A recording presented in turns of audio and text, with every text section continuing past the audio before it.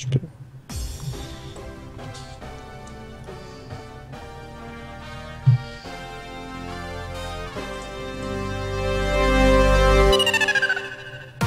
Et bonsoir à tous et bienvenue dans le Nintendo Talk Merci d'être avec nous.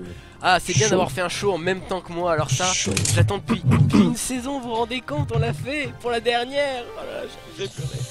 Merci à tous d'être avec nous pour ce dernier NT Show. Et oui, c'est le dernier de la saison, mais en tout cas, on est avec vous pendant 1h30, 2 heures à parler de l'actu de Nintendo et bien plus. Et pour m'accompagner, bien sûr, j'ai avec moi des fervents gaillards, des chroniqueurs de choc. Bonsoir les chroniqueurs. Bonsoir. Oui, bonsoir. Bonsoir. Bonsoir. Comment allez-vous? Ça va. Ça va? Incroyablement bien, vraiment Incroyablement sensationnel. Pas trop d'habitude. chaud avec ces températures de l'extrême. Pas trop chaud. Ça va. Pas trop choqué par les révélations sur Nintendo. Pas trop choqué. Pas trop choqué. On va en reparler bien sûr de ces révélations. En tout cas, ce soir avec nous, on a Le bien rachat sûr d'AMD là. le rachat. Oui, le rachat d'AMD, c'est vrai. Ouais. Bon, j'ai pas prévu au programme, mais bon, si vous voulez en parler, si on a du temps, pourquoi pas. Mais c'est vrai qu'on s'en fout un peu. Donc voilà, comme vous pouvez le voir ce soir, on a Fry, Pingoléon, Rifflegot et Lilian pour qu'on passe une bonne soirée ensemble, je l'espère. On ne se tapera pas dessus pour la dernière. Ouais, on va essayer en tout cas, ça serait bien. Mais je pense Ça que n'a va être un jamais petit été le peu cas. difficile. Non, jamais. Je n'ai jamais haussé le ton, non, jamais. Jamais. Effectivement, cette séquence n'existe pas, je le rappelle. Cette séquence n'existe pas. Ça n'existe officiellement pas. C'est vrai. Voilà, bon, ce soir on va parler de beaucoup de choses. On va parler des bas-fonds un petit peu Nintendo ce soir, parce qu'il y a beaucoup d'affaires qui ressurgissent cette semaine, qui ont ressurgi, dont deux actuellement qui font beaucoup de bruit. Bah écoutez, j'ai envie de dire, on commence tout de suite. On va pas tergiverser 36 000 ans. On va donc tout de suite commencer avec Project Hammer. Alors ce truc vous dit peut-être rien. En fait, Project Hammer, c'est plus connu sous le nom, en fait, c'est un nom définitif. C'était un projet chez Nintendo Software Technology, qui est donc la branche américaine de Nintendo, et c'est plus connu sous le nom de Machine X. Donc voilà, en gros, c'est un beat'em all qui avait été développé. C'est le nom définitif, mais je crois Oui. qu'il a jamais été dévoilé au public en fait. Il n'avait jamais été dévoilé, donc c'est de l'affaire. C'est le nom qui devait être définitif. D'accord, ok. Donc juste pour l'historique, le jeu avait été présenté en grande pompe lors de l'E3 2006 avec une démo jouable qui montre le jeu quand même assez avancé, même qu'on avait dit, je crois que c'était 70% du jeu qui était terminé à l'époque, donc c'était assez impressionnant. Ouais, Mais j'étais pas loin d'être terminé. c'est ça, et puis un an plus tard, en 2007, le jeu est complètement esquivé par Nintendo of America et ne réapparaîtra jamais. On l'a jamais vu ailleurs que dans le 3 2006. On n'a jamais vu d'autres gameplay que ce qu'on a pu voir à l'E3 2006. Et donc, c'est nos confrères de chez Unseen 64, dont Très connu Tamaki. pour déterrer des projets annulés d'ailleurs. Voilà, c'est vrai, ils sont assez forts pour ça depuis quelques temps. Donc notamment Tamaki qui a mené l'enquête durant plusieurs jours pour tenter d'avoir des réponses sur ce Plusieurs mois, projet. même, Plusieurs mois même. Plusieurs mois, il a dit, Oh il là a là, révélé je aujourd'hui sous-estime. que ça lui avait pris 8 mois à bosser sur. Ah ouais, 8 mois quand même, d'accord. Ah oui, Il quand a même. fait que c'est- ça pendant 8 mois, il a arrêté de travailler. Punaise. Non, c'est dingue parce que vous vous rendez compte, il a démarché les développeurs. Non mais il y a pire, le mec il arrête pas depuis plusieurs jours de teaser sa prochaine vidéo qui sera sur un Kid Icarus Wii qui n'est jamais sorti. Mhm. Et il a dit que les recherches qu'il avait menées sur Kid Icarus Wii, ça faisait 8 ans qu'il les menait. Oh là là, le- putain, mais faut être. C'est C'est dire, un le- N'empêche- c'est un historien de jeux vidéo, c'est un c'est- archéologue. c'est dire le temps qu'il lui a fallu pour avoir des réponses parce que. Pour resituer un peu, le mec il a expliqué en fait depuis plusieurs jours les gens ils font c'est incroyable les révélations que tu fais, comment t'as fait machin et tout, et le mec du coup il explique un peu et il a dit que c'est super simple à faire mais il faut énormément de temps parce que Ah bah, c'est clair. pour 10 développeurs que t'as contactés il y en a un qui répond, 9 qui t'ignorent quoi. Oui, Et t'as rien raison. C'est que normal, c'est dictamen. c'est normal, le journalisme d'investigation dans le milieu du jeu vidéo, c'est pas du tout aussi possible que dans le milieu de la politique ou du people, tu vois, ça a absolument rien à voir. Ah bon, le people t'appelles ça de l'investigation, toi? Oui, bah si, quand même un petit peu, Non, enfin... mais c'est toujours difficile le journalisme d'investigation, hein, que ce soit dans le jeu vidéo ou ailleurs. Oui, dès qu'il y a des d'accord. sujets un petit peu Mais sérieux dans- ou sensibles. Ouais, mais dans le jeu vidéo, dans le milieu du jeu vidéo, pour le journalisme, tu ne peux vivre que en étant, entre guillemets, approuvé par les éditeurs. Mm. Enfin voilà, Oui, tout la à fait. plupart du temps, la plupart des informations que tu vas relayer sur un grand site de jeux vidéo, ça va être des informations que les éditeurs vont t'envoyer directement. C'est très difficile et quand on interroge des développeurs, il y en a énormément qui répondent pas parce qu'ils sont sous NDA et tout, mais enfin, Contrat, oui. cela dit, enfin Tamaki en particulier et les autres de N664, j'en sais rien, mais Tamaki en particulier, il se considère pas comme journaliste. Il arrête pas de dire que c'est un truc ultra facile que tout le monde devrait faire et que des sites comme Polygon devraient songer à faire plus souvent parce qu'ils le font jamais. Et je suis assez d'accord, mais c'est juste qu'il faut énormément de temps, il faut avoir de la motivation, et je doute que beaucoup de gens aient ces deux choses qui sont assez importantes. Parce qu'il faut encaisser le fait que personne va te répondre, à part une personne sur 15, faut avoir le temps de le faire, avoir la C'est comme quand tu volonté de... réclames un stage, hein, c'est exactement la même Ouais. chose. Hein. T'envoies 100 C'est ça. candidatures et t'as 5 réponses négatives et peut-être une Ouais, mais réponse c'est... positive si t'as de la chance. Bah ouais, mais t'as pas le... Tu ressors... T'as pas le... C'est pas la même chose, enfin... En général, avoir Ouais, tout à fait, un ouais. stage, tu joues ta vie professionnelle, alors que faire des recherches, des investigations sur ce genre de trucs, enfin, tu vas pas, tu décroches pas un CDI derrière, si tu veux. Enfin, bref. Oui, oui, c'est vrai. Et puis là, vous vous rendez compte, 8 Ouais. mois de recherche, comme tu nous dis, Fry, c'est hallucinant. Je veux dire, le gars a fait que ça pendant 8 mois, c'est, je trouve, incroyable. Là, il y a un travail de fond, Ouais. mais incroyable. Le fait est que le mec a donc interrogé des anciens développeurs de chez NST Mhm. pour savoir ce qu'était devenu ce fameux Project Hammer qui n'a plus refait surface depuis le 3 2006 et dont C'est ça. on n'a plus entendu parler depuis à peu près 2008. Il me semble qu'en 2008 des images étaient déjà sorties mais rien d'officiel. Et donc Oui. parce que je toussais un petit peu. D'accord, très bien. Il- Alors, L'histoire, c'est que donc le développement du jeu a commencé en 2003 et ils ont fait un TPS, c'est pas un TPS, mais comment est-ce qu'on appelle ça? Ouais, Un beat'em up. oui, un Un beat'em beat'em up, up. Non, pas un beat'em all, un beat'em up. Et donc, d'accord. c'est le mélange entre shoot'em up et beat'em all. Enfin, c'est un beat'em all, mais linéaire. Enfin, je n'arrive pas à expliquer. Ouais, dans des couloirs, Il quoi. sortira jamais. En gros, Ouais.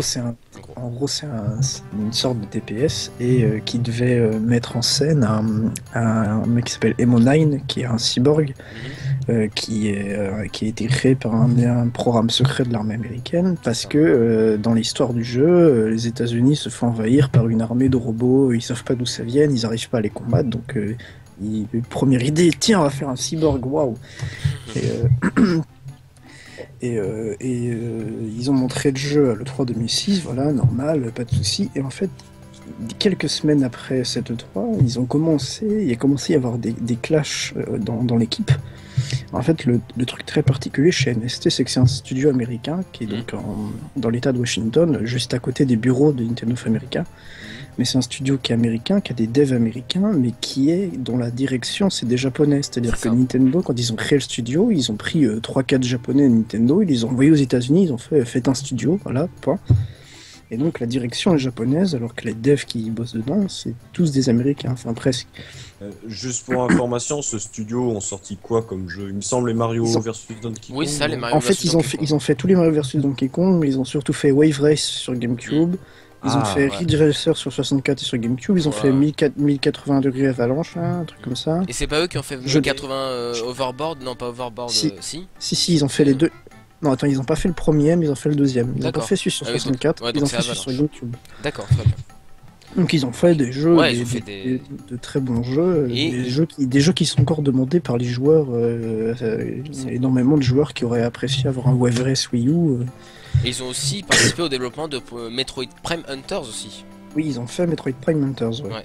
Donc c'est pas rien, vraiment, donc- les gars avaient du potentiel et tout, et bon, Donc, avant cette affaire, ils ont fait donc énormément de jeux très intéressants. c'est clair. Et donc les clashs commencent en fait sur le principal problème, c'est que les Japs dans le studio, ils considéraient que le jeu était pas amusant à jouer. Mhm. Et ils disaient, C'est ça. enfin, faut faire un truc, faut changer. Et donc les Américains, ils commencent à faire des propositions de modification de gameplay en disant, bah, on va toucher au gameplay pour le rendre plus attractif, tu vois, une idée normale. Et les Japonais, ce qu'ils ont fait, c'est qu'ils ont refusé en bloc. À chaque fois que les Américains ils proposaient une idée, ils refusaient en permanence. Et toutes les idées des Américains qui ont été faites après le 3 2006, les Japonais refusaient. Ils ont dit non, c'est pas bien, non, c'est pas bien, non, c'est pas bien. Et les Japonais ont persévéré dans l'idée que leur proposition à eux était meilleure. Et eux, leur proposition, enfin eux, leur idée dans leur tête, c'était que le problème du jeu, c'était les environnements, qu'il fallait tout refaire l'environnement du jeu, et que le problème venait pas du gameplay. D'accord, ouais. Et, donc du coup, ils ont recommencé les environnements dans un style un peu plus, pas casual, mais bon, disons que c'était un petit peu la sauce Wii Sport, c'est ça, c'est ce qu'on a entendu. Ensuite, en 2008, le projet a été entièrement rebooté et ça c'est devenu Wii Crush. Donc c'est le même gameplay, mais fini l'histoire de cyborg et l'histoire de robot. Excite le scénario qui était plutôt intéressant, qui a été développé au début. Ils ont fait un truc dans le style de Wii Sport un peu, enfin dans les graphismes de Wii Sport, tu vois.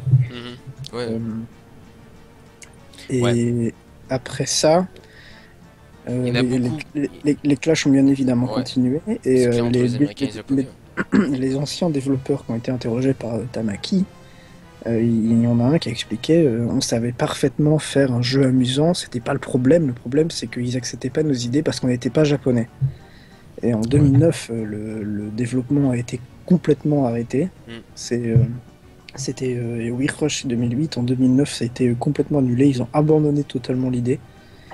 Et ça s'est terminé en énorme clash où les Américains ont accusé les Japonais de nationalisme et de racisme en disant que si ils acceptaient pas leur idée, c'est parce qu'ils n'étaient pas japonais. Et énormément des développeurs talentueux avec énormément de potentiel de NST se sont barrés à ce moment-là. Il y en a tout un tas qui n'ont plus jamais retravaillé dans l'industrie tellement ils étaient traumatisés par l'expérience. C'est vraiment dommage quoi, parce qu'il y en avait beaucoup qui avaient sûrement beaucoup de potentiel et de voir qu'un projet pareil peut détruire carrément la carrière d'un développeur ambitieux, on va dire ça. Parce détruire la carrière, non, justement, s'il était tellement ambitieux, je pense qu'il aurait changé de studio, qu'il serait allé voir ailleurs. Oui, aussi, mais je veux dire, quand tu travailles au sein d'un projet qui de base, enfin pas de base, mais je veux dire, qui déjà de base, bon, est pas non plus hyper poignant pour certains membres des équipes de développement, bon, c'est dur après de rebondir, surtout quand le projet comme ça il avorte et ne donne pas suite. Oui, c'est dur à encaisser, mais de là à dire que ça brise sa carrière, bon, après, si le gars a pas plus de motivation pour ces jeux vidéo, c'est aussi de sa faute, hein. Bah non, parce que si les Américains, je veux dire, si les Japonais avaient écouté les revendications des Américains, je pense que l'affaire serait mieux passée, Project Hammer serait sorti. Sûrement, oui. Normalement, et voilà. Ils avaient absolument pas la même vision du jeu. Et les mecs, il y a des développeurs traumatisés de l'expérience, ils ont plus jamais rebossé dans le jeu vidéo après. Ils ont arrêté totalement parce que c'était pas possible, quoi. On connaît pas encore tous les détails et Tamaki a dit qu'il allait faire une seconde vidéo parce qu'il avait encore appris de nouveaux trucs. Et donc c'est dire à quel point il y a une histoire de fond là-dessous. Mais quand tu vis une telle expérience, que tu as une direction qui jamais veut t'entendre et qui te cause même pas parce que t'es pas de sa nationalité, c'est extrêmement compliqué à vivre. Moi, je serais à leur place. Et le fait est que depuis, NST a été complètement relégué au second plan par Nintendo. C'est un studio de premier plan à la période GameCube. Ils ont quand même fait des licences assez importantes. Et ils ont fait Metroid Prime Hunter, c'est quand même pas rien. Et juste après ce fiasco, ils ont été relégués au second plan. Et tout ce qu'ils ont fait depuis, c'est un Mario vs Donkey Kong et l'application Wii Street U, quoi. Ouais, c'est ça, ils ont fait l'application c'est tout et Mario vs Donkey Kong. C'est-à-dire pas grand-chose. Hein. On est très très loin d'un nouveau Wave Race où le studio est dévasté et c'est fini, quoi. Ouais, c'est bien dommage parce qu'ils avaient beaucoup de pensées, on l'a vu avec tous les projets qu'ils ont fait. Même quand même, ils ont fait Metroid Prime Hunters. Certes, bon, c'est un jeu pour DS, mais bon, c'est quand même bien. Voilà, c'est dommage qu'il n'y ait rien eu. Petite anecdote marrante, les développeurs de NST ont appris l'existence de Fédération Force en même temps que tout le monde à l'E3. Alors que les mecs ont quand même bossé sur la série et que vu leur expérience sur Prime Hunters, on aurait quand même pu leur donner des conseils ou les inclure dans le projet, tu vois. Mais pas du tout, et ils ont pas du tout été mis au courant. Ouais, alors c'est dire à quel point ils ont été mis au banc de la société. Hein. Alors qu'ils avaient été tenus au courant de Metroid Dread, le Metroid qui est jamais sorti, qui était en 2D, qui était pas du tout un Prime, mais Nintendo avait considéré les inclure au développement de Dread, donc c'était normal qu'ils leur montrent, mais à l'époque ils avaient montré le jeu à plein de studios first party Nintendo qui allaient pas bosser sur le jeu si tu veux. Donc ouais. Il y a Hypertofo qui nous dit juste que peut-être que l'équipe de développement est compétente sur des licences déjà définies. Bah pas forcément, on l'a vu avec Wave Race qui était une création originale entre guillemets. Bon, ils sont capables aussi de faire des trucs originaux. Donc, voilà, Mario versus Donkey Kong, à la base, c'est quelque chose de complètement neuf. Bah, c'est clair, mais c'est juste que bon, on est en train d'épuiser au maximum la série de Mario versus Donkey Kong et oui, donc on leur donne que ça aussi. Voilà, tout simplement. Donc, c'est bien. Ça a complètement dévasté un studio, et si ça arrivait par exemple à Retro Studio, j'aurais les boules, tu vois. Mais la situation est pas du tout pareille. Chez Retro Studio, c'est que des Américains. Donc, est-ce que vous pensez qu'un jour Nintendo donnera une responsabilité à NST sur un projet nouveau, voire peut-être, je sais pas, un nouveau Metroid, non? Bah non, parce que tous les développeurs sont partis, c'est ça le hic. Mais ils chercheront pas à faire une nouvelle équipe. Le studio Otaxan nous dit dans le chat si la plupart des développeurs sont partis, ils sont peut-être plus potentiels de faire des bons jeux, et oui, c'est exactement ça en fait. Le studio existera, je pense, toujours, mais n'aura absolument plus rien à voir. C'est vrai qu'il n'y aura plus du tout les mêmes personnes. Bah déjà, il faudrait qu'ils changent le nom pour tourner la page. Regarde, c'est un petit peu comme Rareware aujourd'hui chez Microsoft. T'as plus du tout les mêmes personnes. Pourtant, t'as toujours le nom Rareware. Hein. Oui, parce qu'il capitalise sur les licences Rareware aussi. Tandis que ici, le studio, il a pas son propre portefeuille de licences, si tu veux. Oui. J'ai aucune idée de l'effectif du studio. Ouais, non plus. C'est des enfants assez durs au niveau d'effectif. 20 personnes, ouais. Par contre, petit coup dur, j'apprends qu'apparemment le Zeldaton a une panne de courant. Donc, alors oui. Non. Une panne de stream ou complètement de courant? Je sais pas. Je oui, suis en train de dire ça. En fait, ils ont eu comment dire les plombs ont sauté, si vous voulez. Alors on va parler parce que bon, en ce moment il y a le Zeldaton, on peut pas y échapper bien sûr. Oui, on fait la concurrence au Zeldaton. Non, mais c'est pas la concurrence, c'est complémentaire. Sur le stream du Zeldaton et de faire notre débat sur le Zeldaton. non, c'est que le Zeldaton. Bon, voilà, on salue d'ailleurs toute l'équipe du Zeldaton parce que vraiment ils font un travail que j'adore personnellement. Ouais, voilà, comme dit Hypertofeu, il y a une coupure générale, mais apparemment je crois que vers 22h ça devrait être bon. Ouais, vers 22h ça devrait être bon. Donc bon, en tout cas, on leur souhaite grand courage parce que je trouve vraiment que le Zeldaton c'est un énorme projet et bravo à toute l'équipe, Pokélink notamment et toute son équipe pour le gros travail. Mais voilà, bon. On en reparlera à la fin de l'émission du Zeldaton, on va quand même en parler pas mal parce que les cafetières ont fait griller les plombs. C'est ça, les cafetières ont fait griller les plombs, c'est ça. Donc voilà, bon, Project Hammer, c'était la grosse affaire de la semaine. Faudrait que tu veux dire un dernier mot. Le truc qui a dévasté NST, quoi. Voilà. Complètement, ouais, alors là... Et qui soulève la problématique quand même assez inquiétante du racisme chez les du racisme latent à la société japonaise en général, si tu veux. Ouais. C'est pas un truc à prouver, tu vois, on sait déjà que ça existe. Et là, on a un cas concret. Ah bah là, on a une preuve, ouais. Mais comme avec Sega, hein, j'ai envie de dire, moi ça me fait vraiment penser à l'histoire de Sega et de la Saturn, hein, la genèse de la Saturn. Complètement, ouais. Pas oui, faux. C'était la section américaine et japonaise qui était pas d'accord. Oui, les japonaises qui se battaient et les japonais voulaient absolument que la Saturn soit une console japonaise. Ils ne voulaient pas que les américains fourrent leur nez là-dedans. Ouais. Effectivement. Ouais, effectivement. D'ailleurs, on vous invite à aller voir le 1 drop dans la mare là-dessus. Voilà. C'est pareil avec la Dreamcast. Tous les projets de Dreamcast ont été annulés pour garder uniquement le projet japonais. Hein. Oui, complètement. Il y avait plusieurs projets c'est ce qui a fait couler Sega, c'est qu'ils lançaient plusieurs projets de console en même temps. Pour après en annuler un ou deux. Enfin, une chose complètement. C'est une entreprise qui a deux cerveaux, si tu veux. Ouais, c'est ça. C'est exactement ça. C'est une chose complètement absurde. Même si bon, dans le cas de Nintendo, on a l'impression, nous en tant que on va dire que spectateur, qu'il y a quand même une certaine cohésion entre les branches. La différence entre américain et japonais est quand même beaucoup moins prononcée que chez Sega, bien sûr. Que chez Sega, mais il y a des divergences d'opinion et d'opinion vis-à-vis mentalité aussi. Oui, bien sûr, c'est normal. Je pense que par rapport à je pense que par rapport à Nintendo of America, on va pouvoir en parler justement dans le sujet dans le sujet suivant. C'est ça. On va parler du sujet précédent, excellent. Dans le sujet précédent. Il y a aussi le fait qu'ils aient pas sorti la 3DS normale aux États-Unis, enfin que Ah bah oui, la New 3DS. Chaque région prend ses décisions. C'est ça, exactement. Ils sont assez indépendants, mais ils se regroupent quand même sur beaucoup de choses. Donc bon, ils sont complémentaires. De toute façon, cela dit, il y a énormément d'articles d'analyse qui existent déjà sur le fonctionnement de Nintendo, et même si chaque région prend ses décisions pour son propre marché, les décisions centrales à Nintendo, il y a un truc très particulier qui est que la tête japonaise a toujours le dernier mot sur les décisions qui vont concerner toutes les régions.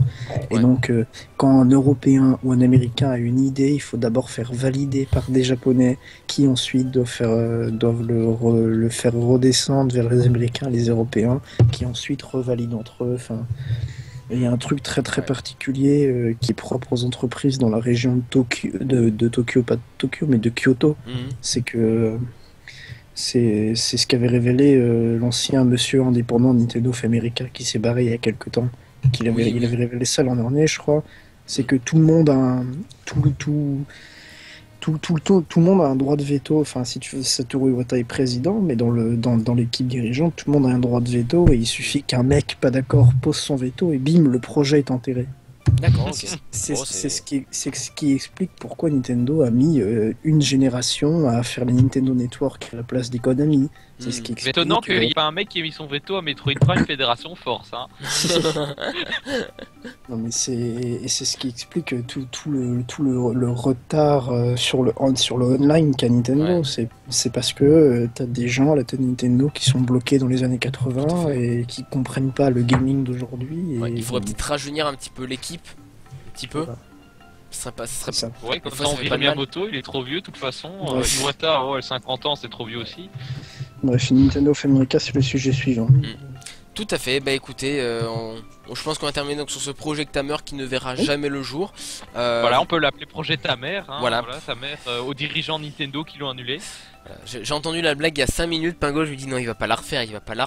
Et mais si, parce que je veux être sûr que vous avez bien entendu. Voilà. Très bien. Bon. Ouais. Très bien, c'est pas grave.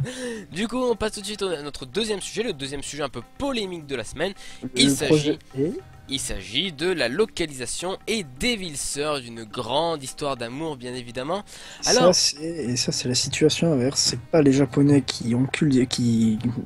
Oui, tu l'as dit. C'est pas les Japonais qui emmerdent des Américains, c'est les Américains qui emmerdent des Japonais. C'est la situation inverse. Alors juste une petite devinette comme ça. Bon, même si j'ai dit le nom du jeu, on va faire comme si je l'avais pas dit, c'est pas grave. Une petite devinette. Alors, quel jeu ne veut pas être localisé? De quel jeu je vais pouvoir parler? Il a été annoncé lors d'un gros show sur IGN, enfin un show pour IGN à l'E3 2014 au lieu du Nintendo Digital Event, parce que c'est vrai c'est un petit peu trop péteux pour lui, bien évidemment. Il n'a pas été présenté dans aucun Nintendo Direct, il n'a pas été présenté dans n'importe quelle vidéo, il y a eu très peu de vidéos de gameplay, voire pas du tout sur Nintendo France et n'importe où. Il n'a pas été présent à l'E3 2015, il n'a pas été présent à l'événement presse de Big N à Paris, mais il a quand même montré sa tronche à la Japan Expo, parce que c'est quand même beaucoup plus classe que le plus grand salon de jeux vidéo qui est à Los Angeles. Je suis. Alors je suis. Un indice en bas de votre écran. Un indice en bas de votre écran, bien évidemment. Je suis Devil Third, bien évidemment. Alors, le jeu, c'est un petit peu le jeu que même Nintendo a oublié, alors qu'il l'a financé de A à Z. Moi, je trouve que c'est le jeu que Nintendo oublie. Alors que de A à Z, non, mais il a de A à Z. Ils ont signé un contrat de financement et puis 3 jours après, ils se sont dit putain, les mecs, c'est de la merde, on laisse tomber. C'est ça. Et du coup, le jeu donc il va s'apprêter à sortir au Japon et en Europe le 29 août. Là par contre, par rapport à Project Hammer, je mettrais quand même beaucoup plus de réserve sur l'histoire de Devil's Third quand même, parce que c'est pas la première fois que Nintendo of America fait ce genre de truc, et ils avaient déjà fait ça pour Disaster of Crisis, un jeu de Monolith Soft, et qui s'était avéré très bon. Ils avaient fait pareil pour Pandora's Tower et The Last Story, et j'y ai pas joué, mais il semble que c'est des jeux très appréciés de la critique et des joueurs, donc ce serait pas la première fois que Nintendo of America fait un petit coup comme ça. Donc comme je vous dis, donc, le jeu il va sortir au Japon et en Europe. Et quoi? J'entends quoi? Qu'est-ce que j'entends? L'Amérique du Nord? Connais pas. connais pas. Mais voyons, bah oui, voyons, c'est comme Xenoblade, hein. C'est ça, c'est un jeu beaucoup trop ambitieux pour ces petits bobos républicains qui sont, enfin, voyons. Bon, bah oui, c'est comme la New 3DS, hyper classe avec les coques interchangeables. C'est trop classieux pour eux, voyons, enfin. Eux, il leur faut des consoles géantes, bien évidemment. C'est ça, il leur faut comme les XL, c'est vrai, c'est comme leur poids, il faut des trucs XL. Bref, et puis bon, on a vu comment avait fonctionné un certain jeu de niche qui s'appelle Conem Sim. On rappelle les ventes, Conem Sim, c'était... je me rappelle. 3 exemplaires. 8 Magus, exemplaires. Trifalgot et Stray. Ah non, pas Magus. C'est ça, 2 je exemplaires. m'en fais plus en première C'était semaine. 1800 la première semaine au Japon. Voilà. Aux USA, on n'a eu aucun chiffre tellement ils ont eu honte. C'est ça. Donc Conem même Sim, pas le quand dire. je dis, vous savez, donc c'est ce jeu qui n'a bénéficié d'aucune communication puisqu'il est sorti en même temps que Splatoon. Splatoon qui bien évidemment est un jeu bien plus cool qu'un jeu de RPG à la con. Alors, Oh là. alors RPG à la con, tu parles de quoi je parle de Conem Sim. Non, de stratégie, C'est pardon. pas J'ai dit RPG, RPG, c'est stratégie, excusez-moi. Pas RPG, ouais. Alors, je pense honnêtement que je peux parler au nom de Nintendo of America qui en ce moment doit se dire dans sa tête en parlant à Itagaki, on va dire par transmission mémorielle, j'en sais rien comment dire. À mon avis, Nintendo of America, il doit se dire en ce moment, tu t'es fait chier à développer ce jeu pendant 8 ans et bah t'as placé notre confiance en nous. C'est drôle hein, mais on s'en fout. Donc bah écoute, va te faire foutre parce que nous on sort Amiibo Festival qui a l'air bien mieux. Donc en gros, donc voilà. Ah La- oui, pourquoi sortir des Visferd, il n'y a pas d'amiibo. C'est vrai, bah ouais, pourquoi? C'est vrai, il y a pas d'Amiibo, des visseurs. D'ailleurs, on le met même pas en avant sur le stream puisqu'il y a toujours du Project Hammer qui tourne. C'est vrai, excusez-moi. Donc je vais mettre quand même une vidéo. C'est dire à quel point c'est un complot, hein. Non, allez, on va mettre un peu de diviseur, excusez-moi, j'ai oublié. Donc voilà, l'histoire pour revenir un petit peu sérieux, c'est que Devisor, donc visiblement, ne sera peut-être pas localisé aux États-Unis. Enfin, on va dire en Amérique du Nord et du Sud, En tout mais cas, pas par Nintendo. America. Voilà. Du coup, donc Off America. ouais, Off America. Il y a beaucoup de choses qui ont été dites durant la journée aujourd'hui. Apparemment, ce serait un autre, je sais pas, un autre éditeur, on va dire, qui donc publierait le jeu en Amérique du Nord et du Sud. Donc voilà, parce que c'était, je crois, Itagaki justement qui avait dit il y a quelques jours sur son compte Facebook qu'il n'avait pas besoin de Nintendo pour éditer son jeu. On espère pour lui. C'est pas exactement ce qu'il a dit. C'est mais pas exactement, ouais. C'est fin juin, il y a un post où il disait j'éditerai mon jeu Très en bon jeu Amérique du tout Nord. seul. Ah. Il a dit j'éditerai mon jeu en Amérique du Nord, mais sans aucune précision, sans sous-entendu. Et maintenant qu'on connaît le fait que Nintendo of America va peut-être pas le publier, tout prend son sens si tu veux. C'est qu'il y a 2 semaines, Ouais. il avait dit je l'éditerai, mais on savait pas pourquoi il disait ça. Et maintenant, on se dit que peut-être il disait ça parce qu'il savait déjà que Nintendo of America s'en foutait et que voilà. Alors sur le chat, je voudrais juste rebondir sur quelque chose. Il y a Otaxan qui nous dit qu'il a eu un direct à lui tout seul avant l'E3.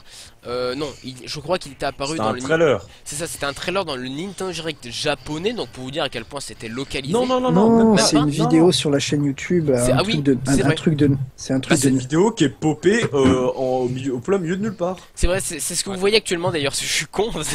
C'est ce que vous voyez Oui, actuellement justement. Une vidéo de 10 minutes à peu près. C'est ça, C'est oui, c'est à peu près ça. c'est un truc de 9-10 minutes où Mm. il explique. Mais cela dit, il a dit que cette vidéo serait traduite en anglais. Hein. Ah, elle a été Il me traduite. semble. Hein. Pas encore, D'accord. mais Ah oui, très bien. il a dit qu'elle le serait. Ouais, bon, ça fait un mois quand même. Hein. Et donc,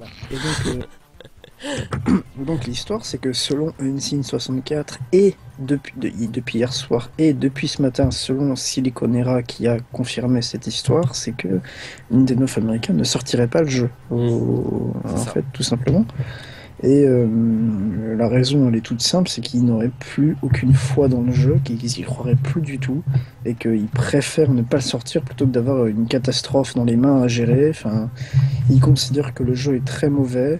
Voilà, c'est ce que je disais. Et d'ailleurs, c'est pas les seuls, c'est les gens qui se sont occupés de la localisation en Nintendo of Europe le pensent aussi.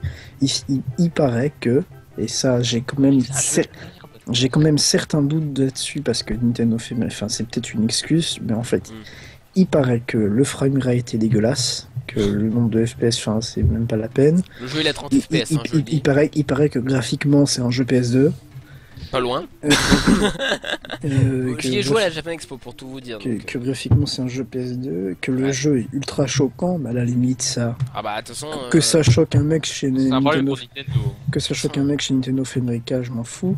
que le jeu est pas du tout amusant à jouer, et là, ça rappelle Project Hammer, c'est pas amusant. ouais. et que c'est un très mauvais jeu de tir et qu'on ressent clairement le fait que le jeu a 8 ans de développement, que ça a été complètement chaotique le développement, enfin... Ouais. Qu'on ressent les effets que le jeu aurait dû sortir en 2011 et Il que... aurait dû jamais sortir du tout en fait. Il aurait dû sortir en 2011, enfin en 2012, enfin bref. Ouais. La petite histoire de Davis Fair, c'est que son développement a commencé en 2008 quand Itagaki s'est barré de la Team Ninja, un truc comme ça. Hein. Et donc, il a fait son jeu avec son studio. En 2010, THQ l'annonce sur PS3 360. En 2013, THQ cool. Donc, fini Davis Fair. C'est quand même pas de chance, quoi. Hein. Merde. Fini Davis Fair. Pas de chance sur tous les jeux THQ de l'époque. Et THQ, en coulant, ils ont rendu la propriété intellectuelle de Davis Fair à la Games pour leur donner la possibilité de trouver un autre éditeur. Ce qu'ils ont pu faire en 2014 avec Nintendo. Avec Nintendo, ouais, tout à fait. Sauf que entre le 3 2014, j'ai annoncé le jeu, et maintenant, il semble que Nintendo ait arrêté d'y croire.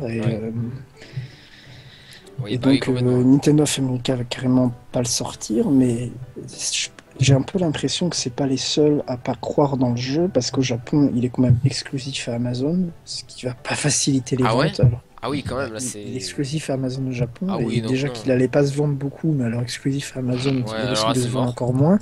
Et en Europe, il sort ou Oui, il sort en boîte. Non, en Europe, il sort en boîte, mais il est traduit qu'en anglais. Alors, par contre, j'ai lu des informations contradictoires. Apparemment, c'est que les voix qui seraient traduites en anglais, mais au niveau du texte, il n'y a pas de sous-titres. Le texte on s'en fout à la limite, c'est pas grave ça. Le texte est traduit en français, par contre, je suis pas sûr qu'il le soit dans les autres langues européennes en fait. Ah.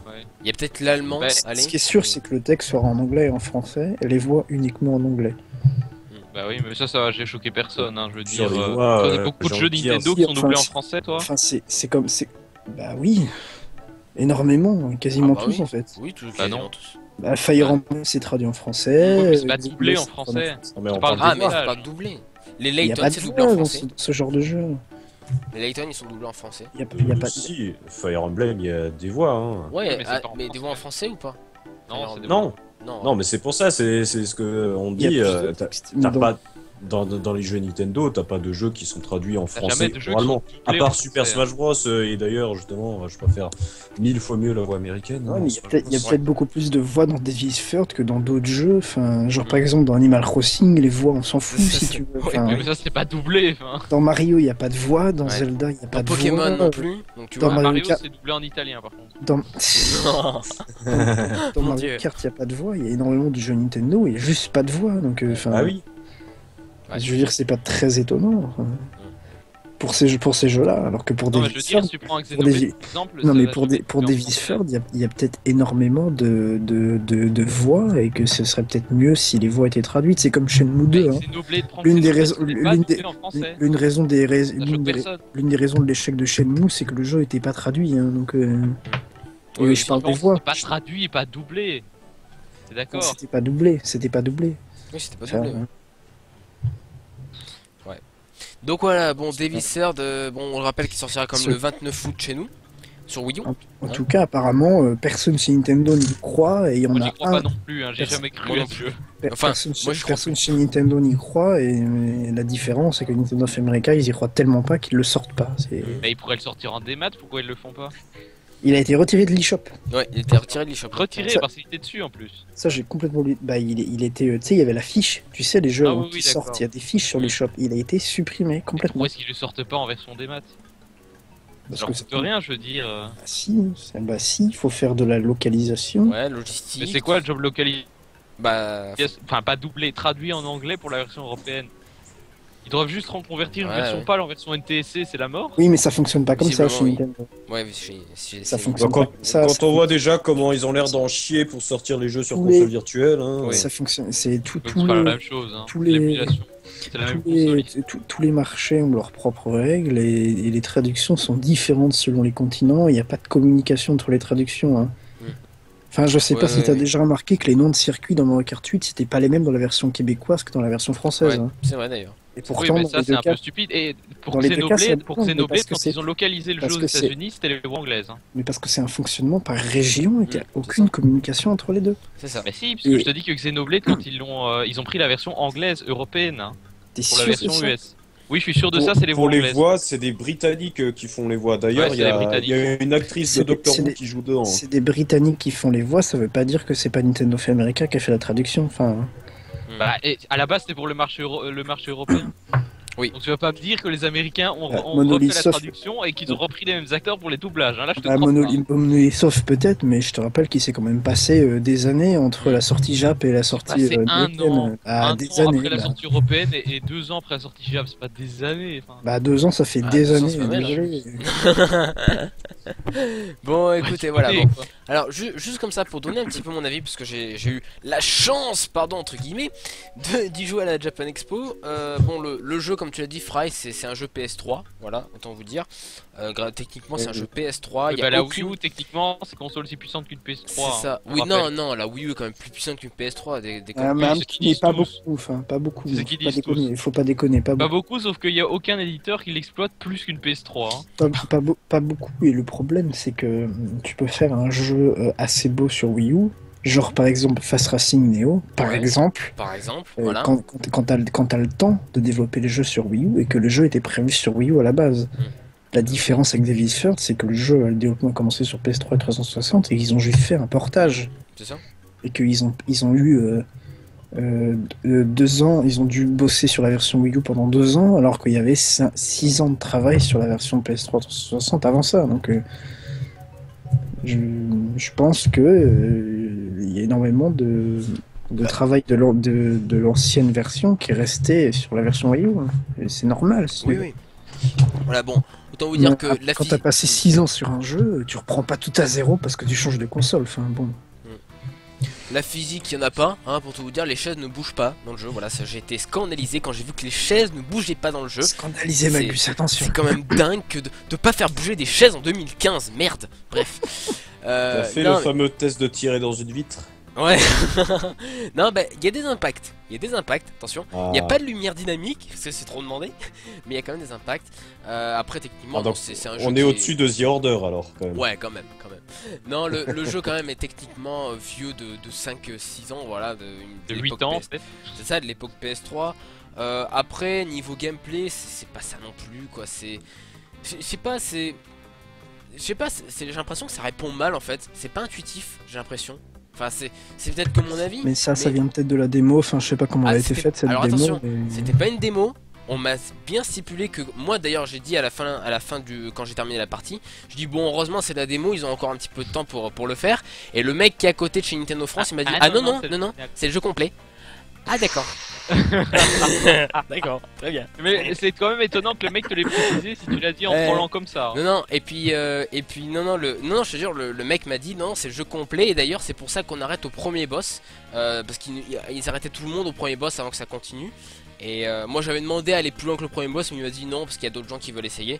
Bon, d'autres gens, il y avait 3 pecnos, tu penses. Bref, voilà. Enfin bon. Donc Devil's Third pour moi c'était pas une bonne expérience pour tout vous dire. Sérieux quoi. J'ai un peu les bouts. Voilà. Bon, le framerate, est-ce que t'as un avis sur le framerate je peux t'assurer que c'est du 30 FPS. Mais c'est stable ou pas? Parce que ce sont 30 FPS, je m'en fous. Alors, étant donné que dans le début du jeu, il n'y a pas trop d'ennemis, il y a 2 ennemis. À part si un petit peu quand on tirait et qu'on visait si tu veux et qu'on bougeait dans tous les sens, ça baissait un peu le framerate. Mais sinon après bon moi la guéguerre 30-60 je m'en fous, c'est savoir si c'est stable ou pas. Enfin, si c'est pas stable c'est super injouable. On va dire que c'est stable quand tu bouges pas si c'est stable à 30 FPS c'est mieux qu'un jeu à 60 qui est jamais stable. Enfin, un jeu théoriquement 60 et qui baisse à 40 toutes les 2 secondes. Enfin, je veux dire, en gros c'est stable mais quand tu bouges pas trop la caméra quoi, voilà. C'est la stabilité qui m'intéresse, enfin, que le jeu soit à 30 ou à 60. Est-ce que tant que le jeu est pas à 12. Non, le jeu est pas à 12, non quand même pas. Mais disons qu'il y a bien des baisses de framerate à on va dire 24-25 quoi. Comme Watch Dogs Wii U, lol. Voilà, 13 FPS. 13 FPS. Le framerate de Watch Dogs Wii U il est constant, mais il est constant à 13 FPS. Ah bah, c'est vrai en plus, bah, c'est vrai en plus, c'est ça le pire. On en rigole mais c'est ça. Enfin ouais. Enfin bref, moi le jeu il m'intéressait, il avait du potentiel mais... Non mais je pense... Je pense que le jeu serait sorti en temps et en heure, il aurait été bon si tu veux. Ouais. Mais là, ça. Moi, je pense que le jeu souffre d'avoir changé de plateforme, souffre de THQ, de Nintendo, souffre d'avoir dû s'adapter à la Wii U. Souffre de son départ. Non, mais surtout que. Oui, ça. Surtout que la PS3 et la 360, c'est pas des consoles très très compatibles. Donc, ils ont dû faire du travail d'adaptation qui a dû être chiant à faire. Et je comprends, si tu veux. Mais en tout cas, ce qui est sûr, c'est que. On l'a pas précisé, mais Itagaki, il est super déterminé. Ouais. Il est déter, wesh. Il est déter. Et il a redit sur son Facebook aujourd'hui, il a dit mais croyez pas, vous me croyez moi ou quelques sites qui disent des rumeurs et des mensonges, enfin bref. Sous-entendant, le jeu sort en Amérique du Nord, ça veut pas dire que ce sera Nintendo of America qui le publiera. Donc la dernière rumeur, c'est que c'est un autre studio, donc Xseed. Je sais pas si tu l'as dit, Magus. Non, du tout. La dernière rumeur, c'est que ce serait Xseed qui ont publié aux États-Unis Pandora's Tower et The Last Story parce que Nintendo voulait pas le faire non plus. Donc ces gens qui ont plein de trucs, hein, Xseed spécialisés dans la localisation du japonais. Ces gens qui ont localisé Pandora's Tower et The Last Story, la rumeur veut qu'il ferait aussi Devil's Third. Donc il est très probable que le jeu sorte en Amérique du Nord, mais pas par Nintendo of America. Ouais, bah oui. C'est trop demandé à Nintendo of America, bien sûr. Hein. Bref, voilà, bon, Devil's Third, on verra bien quand ça sortira. Moi, honnêtement, j'ai été très refroidi par ce que j'ai joué à la Japan Expo. Mais je pense que je vais l'acheter quand même, par curiosité. Non, je vais l'acheter pour voir ce que donne le jeu au final. Je veux voir le multi, ce que ça donne. Payer 50 € pour voir ce que donne le jeu au final. Alors que tu as déjà joué au jeu final. Alors, non plus. S'il a 50 € au démarrage, je le prendrai pas 50. Je le prendrai mais en tout cas, le fait que Nintendo of America ait abandonné l'idée de publier le jeu, ça explique qu'on l'ait pas vu à l'E3. Puisque l'E3 est un événement américain, ça explique qu'il n'y a pas eu Devil's Third. Ouais, logique, oui. Voilà, ça explique pourquoi Tokyo a brûlé. Oui, ouais, tout à fait. Donc, voilà, ça explique Fukushima, je crois. Hein. Ouais, je pense, ouais. Je suis pas sûr, mais il me semble. Hein. Bon, on verra bien en tout cas, voilà, bon, Devil's Third ça sortira donc le 29 août sur Wii U. C'est développé par Valhalla Games et édité par Nintendo en Europe. Donc voilà, on verra bien ce que ça donnera, on verra bien les premières critiques. Je pense que c'est ce qui intéresse un petit peu les joueurs. L'embargo tombe le 15 juillet, il me semble. Hein. Sérieux? Ouais. Ah non, 5 jours on a les notes, d'accord, très bien. Sur la version Japon. Putain. Ah, ouais, d'accord. Oui, puisqu'il sort au 4 août au Japon. Ouais. Ah oui, d'accord, oui. Donc on aura les notes de Famitsu incessamment sous peu, quoi. Voilà. C'est ça. D'accord, peut-être Kotaku, je sais pas si Kotaku... gros vent, bah de toute façon Famitsu, si c'est 34 sur 40, c'est que c'est mauvais. Hein. C'est ça. Oui, c'est vrai, évidemment. C'est doublé d'être un jeu de merde bien connu. Bah t'y as pas joué, donc si ça se trouve tu vas être déçu, gros. Hein. Voilà. Bon écoutez, on verra bien ce que donnera Devil's Third. Moi je vais bien rigoler quand tu seras déçu, on en reparlera. Ouais. On verra bien, en tout cas c'est vrai que ça s'annonce assez mal pour le jeu de Monsieur Itagaki. On verra bien quand ça sortira. Bon les amis, le mec qui voulait casser la gueule à Camilla en lui montrant qu'il savait faire des jeux meilleurs, et c'est vrai. Ouais, bah mon gars, retourne chez toi. Hein. C'est lui qui s'est fait casser la gueule. Ouais, c'est complètement, alors là, mais puissance 1000. Du coup, on va passer à un autre sujet, écoutez, mais on va pas en parler, enfin... Attends, juste un dernier truc hyper tofu qui parle de multi. Le multi Devil's Third. Le multi Devil's Third. Bah... Je tiens à préciser que personne ne peut tester le multi Devil's Third parce que personne n'a cherché à organiser des séances de multi. Là, la presse peut pas tester le multi parce que personne y joue. Oh là, mon Dieu. Personne dans les reviewers du jeu a pu tester le multi. Enfin, c'est assez incroyable ça. Ouais, c'est assez dingue quoi. Pour Splatoon, bon. Ils auraient dû tous se donner rendez-vous. Hein? Ils auraient dû tous se donner rendez-vous. Bah ouais, mais attends, faut que tous les journalistes se parlent entre eux, se coordonnent, enfin, trop chiant. Non, mais pour Splatoon, tu pouvais jouer en multi en dehors des sessions, mais Nintendo organisait des sessions pour que les journalistes jouent tous ensemble à tel moment. Mais c'est Nintendo qui disait à telle heure, session, machin, pour tester le multi. Mais Devil's Third, rien n'a été fait, le multi est vide. Et le multi il sera vide quand le jeu sortira aussi, vous inquiétez pas. Ah bah écoutez, sans faut s'y attendre. Allez, estimation, le jeu il fait combien de ventes dans le monde? Allez, juste comme ça pour rigoler. Fry, tu dis combien toi? Dans le monde hein. 100 000. D'accord. Ah, il sort pas s'il sort aux États-Unis, peut-être 200 000, mais pas plus. C'est-à-dire que tu donnes le double parce qu'il sort aux États-Unis, putain. T'as l'espoir, mais bon. Rifalgot, tu donnes combien, toi? Putain, je vais dire une connerie. J'allais dire 200 000, mais je crois que 200 000, je suis un peu trop optimiste en fait. Je pense aussi, hein. ouais. Moi, j'avais dit, Donc, hier, j'avais dit à Fry 300 000. Ouais. Je pense que ouais, 100 000, c'est un bon. 100 000, ouais. Ouais, je pense qu'on est bon à 100 000. Hein. 80 000 comme Watch Dogs Ouais, Wii U. c'est ce que dit Pertofu, ouais. C'est possible, ouais. Et oui. Pingo, tu donnes combien? 67 584. 67 584. Approximativement. On note. On note. Intérêt que tu te trompes moi, pas à unité près, honnêtement, hein. s'il fait 90 000, je pense qu'ils auront rempli Paris. Je pense que ça sera un exploit même. Qu'ils fassent 90 000. Dans le monde, hein, je dis bien dans le monde. Hein. J'hésite alors, à savoir la si ça va se vendre plus que Watch Dogs Wii U ou pas. Putain, j'ai du oh mal. mon dieu. Moi, j'ai Et ça va être un question. four ce truc. J'ai une question encore meilleure. Est-ce que vous pensez que Devil Third fera mieux que Codename Steam?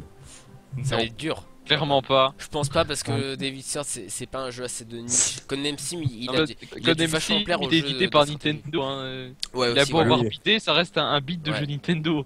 Et puis bon derrière Codename Sim il y a quand même un certain intelligent system quoi donc rien que ça genre Bah, ça n'a donne pas envie d'acheter le jeu. empêché, empêché de faire du caca. Hein. Ouais oh, c'est pas du caca. Enfin, Fry- je parle pas du jeu. Ah tu parles des ventes bon, ouais. Voilà. Oui bon. Enfin, même si le jeu. Après comme on dit coup, c'est un jeu de je niche suis quoi, pas voilà, génial sans non marketing comme on dit voilà. C'est ça. Ouais, un jeu de niche, et pour ça il faudrait qu'il y ait une niche pour ça, mais je crois pas. Hein. Non, mais pas de blague sur ça, s'il vous plaît. Donc Non, voilà j'ai pas bon fait de écoutez. blague. J'ai pas du tout fait de blague. On ferme l'énorme dossier David C'est ça. Third. On espère ne jamais le réouvrir. En tout cas, bah, on le réouvrira à la rentrée. Écoutez, pour tester le jeu. Pour On compter verra les bien. ventes. Pour compter les ventes aussi, un par un. Je pense qu'on n'aura pas trop de mal. Donc voilà. Allez, on continue les amis avec la Wii U qui a enfin, les amis, dépassé les 10 millions de consoles vendues. Alléluia. Selon VG Chart. Selon les charts, attention. Ce c'est qui une veut, source. ce qui veut dire qu'en fait, Hein non. Ouais, ce qui veut dire en fait. Non, bon voilà. Et la GameCube, D'après- elle a fait combien? Elle a pas fait 10-11 millions, un truc comme ça? La GameCube l'a fait 21 millions. elle fait 21, ouais. Calme-toi, hein, calme-toi. Non, wesh. mais la Wii U fera clairement moins que la Je connais GameCube, pas les c'est chiffres. sûr, hein, c'est sûr. C'est fini. avec Donc voilà, la la Wii U, selon VG Charts, bien sûr, qui est une source, comme une source quoi, Bien sûr. la Pas sûr du console tout. aurait dépassé donc les 10 millions de consoles vendues. À noter que la Xbox One en est-elle à 13 millions et que la PS4 C'est tout. au dernier chiffre, attention, Mmh. je crois, mais les derniers chiffres datent de il y a longtemps quand même, je crois qu'ils datent de février. Avec donc, bon, un an de moins quand même. Ouais, avec un an de moins. C'était avant Splatoon alors, si Et c'est de février. oui, La ça GameCube, date avant c'est Splatoon. 21,74 millions. Donc, Non, les scores de VG Charts, ça date de fin juin. Hein. Oui, voilà. Oui, mais enfin, Mais- c'est des estimations. Ouais, enfin, c'est des estimations, voilà. Après, oui, on sait, bon, voilà. Enfin, Donc les voilà, la VG Xbox Charts, One, ce serait donc- ils ont pas accès à des vrais chiffres. Enfin, VG Charts, c'est. Bah ils font ce qu'ils peuvent pour vivre. En En fait, voilà. il y a un très très bon dossier sur Gamecube qui explique pourquoi VG Ouais, Charts, j'ai lu. pourquoi c'est la grosse merde. Et donc voilà. J'ai lu comme quoi, en fait, il piffait, ouais. Le fait est qu'il piffe Et- les ventes en estimant et qu'il corrige après la publication des chiffres officiels. Ouais. Donc si tu veux, les chiffres, les anciens chiffres, genre les chiffres de vente de la GameCube, ils seront bons, puisqu'ils ont pris les officiels voilà. de Nintendo. Mais les chiffres de vente d'un jeu qui est sorti le mois dernier, tu peux être sûr que, à moins que le développeur ait déjà donné le nombre de ventes, tu peux être sûr que c'est faux. Hein. C'est pour ça, VG Charts, il faut s'y référer pour les ventes qui sont indiquées des mois plus tard, quoi, en fait. VG Shorts avait fait un énorme scandale quand ils avaient annoncé que la DS était plus vendue que la PS2, alors qu'en fait non. Oui, aussi, oui, c'est clair. Ouais. C'est clair que non. Et que Quand ils avaient annoncé que la DS était devenue la console plus vendue de tous les temps, que tout le monde a fait des articles et qu'en fait, bah, Bah non, c'était pas vrai. c'était pas vrai. Donc voilà, bon écoutez, du coup la Wii U aurait donc, selon VG Charts bien sûr, dépassé 10 millions d'exemplaires. On verra bien les prochains chiffres qui vont tomber, quand les prochains chiffres, ça va être en quoi, septembre peut-être, avant Noël. Les chiffres de... Les chiffres de la Wii U, s'il y en a, ça tombera quand? À la rentrée? En fait, j'aurais tendance à dire pas avant le 31 mars de l'année prochaine, mais... Ah oui quand même, c'est pas rien. Mais Ouais, peut-être qu'au prochain résultat trimestriel. ouais peut-être, c'est possible. Hein. C'est-à-dire... Eh ben, je dis pas de mars. bêtises, je vais retrouver la date quelque part. Ouais, ça doit être septembre, un truc comme ça, hein, ça doit pas être bien loin, ça doit être vers septembre. Voilà, bon, pendant que tu cherches en tout cas, donc là, voilà, c'est des suppositions, mais bon, on verra bien ce que ça donnera, enfin, on verra bien si c'est vrai ou pas dans quelques semaines. On Ah, l'espère en tout cas. le 29 juillet. Ah, 29 juillet, normalement? Eh ben écoutez, le 29 Ouais, juillet, on 20 sera fixé. 29 juillet, j'ai premier quart de l'année, earning release. D'accord, Ouais, très bien, ouais, bah, cool. apparemment. pour l'année fiscale 2015-2016, donc oui. D'accord. Très bien, bah, écoute, mais il n'y a pas toujours des chiffres de vente de consoles, je crois, dans ce genre de trucs, dans les trimestriels. Ok. Bon, écoutez. Oui. Avril, mai, juin, ça fait 3 mois. Donc fin juillet, résultat du premier trimestre, oui, en fait, c'est logique. C'est ça. En fait. Tout à fait. Voilà, bon écoutez, on passe sur ça, on va donc passer à autre chose, on va parler du Splatfest, qui a donc, c'est donc dire... Le Splatfest qui s'est donc déroulé le week-end dernier. Je sais pas si vous y avez participé, je sais que certains d'entre vous... Tout à fait. Et les chroniqueurs ont participé à cela. Moi j'ai participé, mais... J'ai participé, mais j'ai arrêté quand je me suis rendu compte que j'arrêtais pas de jouer contre mon équipe parce qu'il y avait personne dans l'équipe pop. Et ben voilà, justement, c'est bien là le problème que je voulais souligner. Oui, vas-y, je t'en prie, Riff. Par rapport à l'organisation de ce Splatfest, c'est effectivement le thème qui a été choisi, rock versus pop. Alors bon, je suis pas en train de dire que le rock c'est forcément mieux que la pop, tout ça. Bon, ça c'est un autre débat, on s'en fout. Oui. Mais moi, ça me paraissait logique que tout le monde allait choisir le rock plutôt que la pop, parce que voilà, dire tu préfères le rock, ça, disons que ça te donne un petit peu une image trop cool et tout. Donc voilà, ça me paraît logique que le rock était beaucoup plus choisi. Et donc au niveau des résultats, bon, je pensais que ça allait faire plutôt 70-30%. Au final, ça fait 64% qui ont choisi rock. Mais effectivement, comme le dit Fry, quel était le problème durant ce Splatfest? C'est bien souvent les équipes se faisaient pas vraiment. Tu sais, t'as un matchmaking, tu patientes pendant genre 2 minutes. Ouais, et quand le jeu se rend compte qu'il a attendu trop longtemps pour une équipe pop, et du coup ça te fait une équipe rock. Voilà, du coup ça te faisait des équipes rock versus rock qui en gros ne servaient à rien dans les scores. Et j'ai un autre score que j'ai remarqué. Tu sais, le score des résultats, le pourcentage de victoire. Alors le rock l'emportait légèrement, 53% contre 47% pour le pop, pour la pop. Ouais. Alors encore une fois, ces résultats sont discutables. Pourquoi? Parce que j'ai lu pas mal de commentaires sur différents forums de joueurs qui disent avoir choisi le camp pop. Mais malheureusement, bien souvent, ils sont retrouvés en infériorité numérique, c'est-à-dire qu'il y a eu des matchs à 4 versus 3, versus 2, voire versus 1 pour les joueurs pop. Ouais. Et forcément, tu te prends des défaites. Oui, après, honnêtement, moi j'ai remarqué, honnêtement, j'ai eu l'impression que à chaque fois que je faisais des matchs contre des joueurs pop à 4 contre 4, j'avais quand même l'impression que les joueurs pop jouaient vachement mieux. Et je connais pas mal de personnes qui ont eu ce sentiment-là également. Donc c'est pour ça, j'ai eu l'impression que ceux qui ont choisi pop avaient l'air de jouer un petit peu mieux, mais bon, les résultats sont là, donc... ouais. C'est que la moitié des points c'est attribué en fonction du nombre de gens qui a été dans telle catégorie. Donc, d'accord. Et aux États-Unis, c'est le minoritaire qui avait gagné plus de matchs, mais comme il y avait plus de gens qui avaient choisi l'autre, et c'est l'autre qui a gagné. Après, aux États-Unis, je sais pas quels ont été les scores exacts, je sais pas si quelqu'un les a. Parce que c'était chien contre chat, et ça, je trouve que c'est déjà un petit peu plus équilibré. Ouais, chien contre chat, ouais, mais c'est les chiens qui ont gagné, chien contre chat. Donc, ouais. C'est déjà un peu plus équilibré. C'est assez étonnant. Ouais, c'est que étonnant. Chat gagnerait parce que oui, Internet. Ça se trouve, ça s'est joué à Internet. Voilà. Bon voilà, en tout cas on va juste parler un petit peu de Splatoon aussi parce qu'il y a un nouveau terrain qui arrive à partir de demain. Alors normalement j'ai quelques petites images, écoutez, on va se mettre ça tranquillement. J'ai quelques petites images, donc le nouveau terrain je sais plus, c'est Tour quelque chose. Il y a des gens qui ont dit que c'était un jeu de mots avec tour jumelle d'ailleurs. Ah oui, peut-être. Alors je vais vous dire ça, le nom exact. Arrêtez de voir le 11 septembre partout. C'est Tour Girel. Voilà. Tour Girel, ça s'appelle, voilà. Nintendo did 9/11. Voilà, donc voilà quelques petits visuels donc de Tour Girel, donc qui a l'air d'être. Si c'est un jeu de mots. Si c'est un jeu de mots avec tour jumelle, il y a du très très mauvais goût chez Nintendo France. Ouais, je trouve aussi. Hein. Les traductions de Nintendo France sur Splatoon, c'est un peu de la merde, hein. Je sais pas si vous avez remarqué.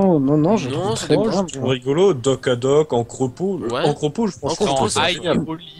Ayo et Oli. Et puis surtout tous les dialogues que t'as à chaque fois. Moi je trouve que sur le jeu de mots, ils ont fait un vrai effort de traduction. Les galeries, la crevette, c'est ça? Les galeries, la crevette. Les galeries, la crevette, c'est trop bien. Les galeries, la crevette. Mais alors, ça c'est la meilleure idée de traduction du monde. Les mecs quand ils te parlent, les vendeurs quand ils te parlent, ils te disent wesh la sèche ou alors yo céphalopote. C'est génial, putain. Moi je trouve ça excellent. Je trouve que le doublage justement il est excellent, Splatoon vraiment. Le doublage. Non, pas là, le sous-titrage. La traduction. Parce qu'il y a du doublage avec les voix de Splatoon. Est-ce que Splatoon est un jeu indépendant? Oh non, qu'il en soit, le terrain a l'air de vachement claqué quoi. Mario et Child of Splatoon. Je sais pas vous voyez actuellement. ce que t'en penses, Magus. En fait, il a l'air bien. Mais alors, je me dis, il y en a un qui prend une position. Ah, mais il y en a un qui a en gros, celui qui a l'avantage, c'est fini, quoi. Hein. Moi, ça va être la camp, mon gars. C'est ça. Et surtout, le mode de jeu avec la plateforme qui se déplace, ça va être hyper rare. Ouais, ça va être super rare. Et bah oui, justement, parce que bon, tout le monde va être.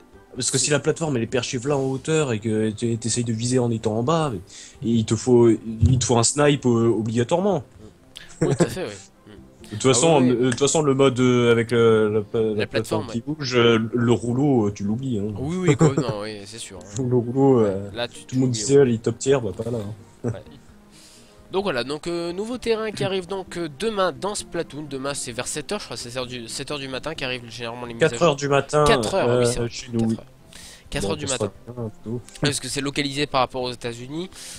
Donc voilà, il y a eu des nouvelles armes également il y a pas longtemps. Je me rappelle plus de leur nom. Je vais vous retrouver Calibre 3000 chic. C'est ça. Et je sais plus. Attendez, je vais le retrouver. Et c'est le marqueur loup. Voilà.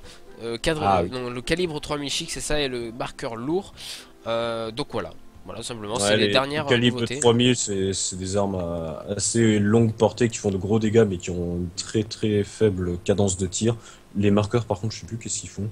Je me rappelle plus. Je me rappelle plus du tout. Alors juste à noter parce que bon, on n'a pas fait des missions de NT Show depuis un petit moment. À noter que le Kraken, l'attaque spéciale Kraken a été revue à la baisse. L'efficacité du Kraken a été revue à la baisse, ce qui est une bonne chose. Je pense qu'on peut que s'en réjouir, étant donné qu'il y a, je pense, personne qui prend. Comme je dis souvent, le Kraken il était craqué quoi. Oui, voilà, c'est le Kraken est craqué, c'est ça. Donc voilà, mais alors il y a Partoufou qui nous dit toujours pas de modification sur le changement d'armes entre les matchs en ligne. C'est vrai qu'on peut pas changer d'arme entre les matchs. C'est vrai qu'on est obligé de ressortir, d'aller à Chromapolis et de changer d'arme. Donc c'est vrai que c'est assez lourd, mais bon, malheureusement ils ont fait ça comme ça. Tu peux le faire directement sur le gamepad. Hein. Oui aussi, tu peux changer de menu, mais bon. Disons que tu peux pas le faire entre deux matchs quoi, voilà, c'est ça qui est chiant, t'es obligé de retenir sur un menu pour après revenir en online quoi, donc c'est un peu lourd. Mais bon. Alors pareil, est-ce que juste comme ça parce que bon, ça, hein. Tu fais retour, puis tu vas dans le menu des armes, oui d'accord, c'est ça. Mais sinon, parce qu'on ne sera pas là pendant. Ça ne choque pas dans la mesure où quand t'es dans le mode en ligne, il faut automatiquement une recherche de partie. Enfin, tu peux pas, t'es obligé de quitter en fait. C'est ça, t'es obligé de quitter. Oui, c'est normal parce que sinon il fait une recherche de partie. Tu vas dans la partie suivante. Oui, tu peux jouer à Splat Jump en attendant. Oh, ne plaignez pas. Ouais. Bon, sinon, parce qu'on sera pas là donc en août pour la mise à jour de Splatoon, qu'est-ce que vous espérez principalement pour cette mise à jour? Alors je vais me répéter par rapport à ce que j'avais dit dans le podcast de Pingoléon. Je souhaiterais voir l'augmentation de la limite de niveau. Et d'ailleurs les développeurs ont réagi par rapport à ça il y a quelques jours. Oui. Ils ont fait une petite blague en disant il y a des mecs qui ont atteint le niveau 20 au bout de quelques jours. Ils ont pas entre guillemets voilà, ils ont dit ça, que c'était un peu des naïfs. Ils ont dit qu'ils avaient pas prévu quoi. C'est pas une blague, c'est un vrai truc, ils avaient vraiment pas prévu que les gens. Voilà. Mais s'ils disent ça, ça veut dire quand même qu'il y a une forte probabilité qu'ils augmentent la limite, hein, je pense. Bah faut espérer. Pour moi ça veut dire qu'ils avaient pas prévu d'augmenter la limite à la base parce qu'ils pensaient que ce serait plus lent le leveling, mais qu'ils considèrent peut-être de le faire un jour du coup. Et pour moi c'est qu'au début c'était pas prévu. Hein. Oui. C'est que maintenant ils y pensent, mais qu'au début ils avaient absolument pas prévu, tu vois. Bah ils ont pas bien qualifié. C'est un aveu. Des niveaux, quoi. Pour moi c'est un peu un aveu de. On n'avait absolument pas prévu que. Enfin, c'est pas un peu, c'est un aveu de. Bah, Attends, est-ce que tu peux prévoir le niveau de no-life-itude d'une communauté avant de sortir ton jeu? Bah, ouais, tout comme ils avaient pas prévu que le jeu se vende à 1 million en 2-3 semaines. Ouais, c'est vrai, c'est vrai. Donc voilà, qu'est-ce qu'on a à dire de plus? Alors moi, est-ce que vous pensez, moi ce que j'aimerais, c'est un système de vote pour les terrains, comme à la Mario Kart. Ça serait, je pense, plus cool que avoir imposé des terrains pendant 2 heures. Je pense franchement que faire un système de vote, certes, ça permettrait d'avoir... C'est sûr que les serveurs, bon, ils vont chier, mais bon, j'ai envie de dire... c'est chiant, quoi, d'avoir deux... Alors, apparemment, on a une petite coupure. Je ne sais pas si ça vient de moi ou si ça vient de... Alors, est-ce que ça vient de Fry? Alors, apparemment, ça vient de Fry, qui aurait une petite coupure. Écoutez, on va reprendre cela. Visiblement, enfin, il y a une petite coupure, donc c'est pas grave, ça peut arriver. Donc je dis donc que moi j'espère fortement avoir un système de vote un petit peu à la Mario Kart. J'aimerais beaucoup avoir ça parce que c'est quelque chose que je trouve qui manque. Donc voilà, est-ce que vous pouvez nous dire... Alors, sur le chat... Alors, je vais rappeler du coup, écoutez, je vais rappeler le chat, écoutez, on va essayer de récupérer tout ça. Alors... Est-ce qu'on peut récupérer tout ça? Parce que c'est pas moi qui ai coupé, hein. Je pense que je suis toujours en live personnellement. Donc voilà, je pense pas qu'il y ait de soucis. Donc voilà, je sais pas quoi faire, écoutez, je vous avoue que je ne sais pas trop quoi faire. Bon écoutez, voilà. Voilà, ça arrive, écoutez, je vais vous dire, on pouvait pas faire une dernière émission sans qu'il y ait un problème technique, hein. Voilà, c'est... Le live est impeccable. D'accord, bon très bien, bah, merci du compliment. Je vais demander qui a tout cassé sur le Skype. Est-ce que quelqu'un peut rappeler? Ça serait cool, voilà. Excusez-nous hein, pour cette petite interruption. Voilà, cette petite interruption de quelques secondes. En tout cas, bon, vous voyez, quelques images de Splatoon, ça fait toujours sympa, écoutez. Donc voilà. Dites-nous sur le chat, qu'est-ce que vous espérez justement dans la mise à jour de Splatoon? Qu'est-ce que vous espérez, vous, dans cette grosse mise à jour, donc il va avoir lieu normalement en août, un petit peu en même temps que Smash Bros. Il va y avoir également une grosse mise à jour en août. Donc qu'est-ce que vous espérez dans cette grosse mise à jour? Alors, apparemment le Skype est revenu. Le Skype est revenu? Oui. Oui, c'est parfait. Allô? On est en live. On est en live, tout à fait. Oui, on est toujours en live, on n'a pas quitté. Hein. C'est Fry qui a coupé. De gérer la situation. Tout à fait. C'est Fry qui a coupé. Moi, j'ai continué à meubler. Écoutez, voilà. Oui, parce que moi, je crois que j'étais en train de parler et que ça a coupé du coup. Ouais. Hein. Non, c'est moi qui parlais. Ah, c'était moi qui parlais en fait. Je disais donc juste avant que ça coupe. J'interagissais avec Magus. Bah, oui, du coup, en fait, j'avais commencé à parler. Justement, je disais que juste avant que ça coupe, je disais que moi j'aimerais bien un système de vote un peu à la Mario Kart quoi. Et voilà justement. C'était relou ce système de tournante pour. C'est ça. Pour ça. Ou alors au pire des cas, mais alors au pire des cas, c'est alors 2 maps imposées toutes les 30 minutes. Mais vraiment qu'il y a un roulement beaucoup plus important que ce qu'on a là. Non, mais en fait, j'avais autre chose en tête, c'est juste mettre plus de maps. Tu vois très bien sur l'écran de matchmaking, tu vois à chaque fois que t'as une place en dessous pour mettre une 3e map. Et d'ailleurs, durant le Splatfest, t'avais 3 maps. D'accord, ok. Durant le Splatfest, t'avais à chaque fois 3 maps. Donc, bah d'ailleurs, moi je pense que c'est avec la mise à jour en août, il y a de fortes probabilités pour que ça soit le cas, parce qu'avec 15 stages, si t'as à chaque fois que 2 stages, il y en a certains que tu risques de jamais voir quoi. Ou alors il faudrait un mode de jeu différent limite pour chaque fois. Enfin, tu peux choisir toi dans quelle salle tu vas et t'as des salles dédiées pour chaque map quoi. Ouais. Oui, tout à fait. Ouais. Voilà, faudrait quelque chose de beaucoup plus ergonomique parce que là, moi je trouve honnêtement que c'est pas possible. Au bout de, on va dire, entre 5 et 10 matchs, on commence à se faire chier quoi. Enfin, c'est pas qu'on se fait chier, mais bon, c'est le même terrain, donc on connaît les stratégies. Voilà. C'est vrai que avec seulement 2 stages, moi ça m'arrive très souvent d'avoir 5 fois, 6 fois les stages d'affilée. Souvent les mêmes stages. 3 j'en avais déjà marre. Enfin... Et tu te dis même d'ailleurs durant le Splatfest, alors il y avait quoi? Il y avait Doc à Doc, Encre Repos et Passage Turbo, le stage de l'E3. J'avais l'impression que 3/4 du temps c'était Doc à Doc. Alors j'aime bien ce stage, mais putain, 3/4 du temps, merde. Oui, la plupart du temps c'était Doc à Doc. Et l'Encre Repos, je l'ai vu genre 2 ou 3 fois en tout, c'était un truc de fou, j'ai pas compris, alors que j'y ai joué toute la soirée et quasiment tout l'après. Enfin, j'y ai joué bien 5-6 heures durant les 24 heures. Hein. J'ai pas mal joué quoi. Mais il est fou. Ah mais je kiffe ce jeu mon gars. Moi aussi je kiffe, ouais, j'aime beaucoup ce jeu. Mais c'est vrai que quand on fait plein de fois la même map, bon au bout d'un moment c'est redondant quoi, c'est chiant quoi, donc bon voilà. Ouais. Mais bon, écoutez, je vous propose de tourner la page, désolé pour Fry qui n'est pas revenu malheureusement. Qui est mort, voilà. Voilà, qui est mort officiellement, voilà. Écoutez, bah Lilian est parti aussi, donc je ne sais pas, peut-être qu'à la fin il n'en restera qu'un. Bah ce serait bien que ça soit toi quand même. Ouais, bah oui, sinon, c'est sûr. C'est pas possible que ce soit pas moi, mais bon, c'est pas grave. Donc voilà, bon écoutez, on va passer à notre dernier sujet. Le dernier sujet, bah autour de Nintendo en tout cas. On va se demander, est-ce qu'on peut espérer un nouveau Nintendo Direct durant l'été? Juste oui ou non, on va pas débattre dessus, mais est-ce que vous pensez qu'il y aura fin de l'été, tu considères 21, enfin je sais plus quoi, 20 et quel septembre? 28 août. Non, enfin, je pensais été, moi c'est les vacances d'été quoi, enfin les vacances d'été entre guillemets quoi, juillet-août quoi. S'il y en a un, c'est fin août, pardon. Fin août? Ce que tu te rappelles, l'an dernier, pour dévoiler la New 3DS, ça s'était fait fin août. C'est vrai, ça s'est fait fin août. D'un autre côté, quand ils ont annoncé la 3DS XL, ça s'était fait début juillet. Et je me rappelle très bien qu'à l'E3, ils avaient dit non, on n'a pas de nouveau modèle de 3DS, hein. Non, pas du tout. 2 semaines après, ils annoncent la 3DS XL, voilà. Comme ça, c'est fait. Mais voilà, bon, voilà. Est-ce que vous pensez qu'on en aura un nouveau, sachant qu'ils ont dit récemment qu'ils n'avaient pas besoin de l'E3 pour annoncer des trucs, quoi. Donc, bon. Mais de toute façon, cette E3, j'ai suffisamment dit, ça prouve bien que Nintendo préfère faire ses annonces dans ses Nintendo Direct bien à lui. Ah non, mais moi justement, j'avais dit que ça prouvait bien que Nintendo n'avait rien annoncé à l'E3 et qu'ils n'ont rien non plus à annoncer dans la Nintendo Direct. Non, il y a en gros. Non, je suis pas d'accord avec toi. Ils avaient beaucoup. Écoute, je pense qu'il y aura pas d'annonce, mais il y aura par contre sûrement des précisions sur des jeux qu'on connaît. Oui, bien sûr, mais et peut-être une annonce de console style New. Non, mais par contre, ce qui nous le font. Non, mais par contre, ce qui est. Depuis 2 ans, ce qui est très je crois pas qu'ils vont annoncer des jeux qu'ils auraient laissé tomber à l'E3. Tiens, Fry. Ah, on a retrouvé Fry. Bonsoir.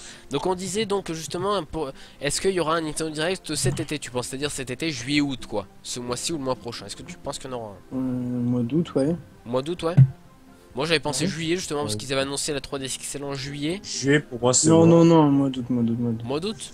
Bon, mais par contre, ce qu'on se demandait, qu'est-ce qu'il peut être dans ce prochain Nintendo Direct, pour moi, Nintendo est vraiment obligé de montrer du Zelda, quoi, un minimum, quoi.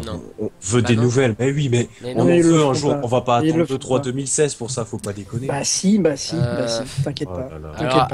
Alors, avec énormément de chance, ils remonteront peut-être le jeu au VGX, comme ils l'ont fait l'année dernière, mais sinon, on n'aura rien. Je crois pas, non. Vraiment, si on n'a pas de VGX, il y aura rien. VGX, hein, bah, ils l'ont bien fait. Mais déjà, non, mais déjà parce qu'Aonuma l'a dit plusieurs fois, pour représenter le jeu, un énorme événement, et il n'y a que le 3 pour ça. Hein. Ouais, c'est vrai.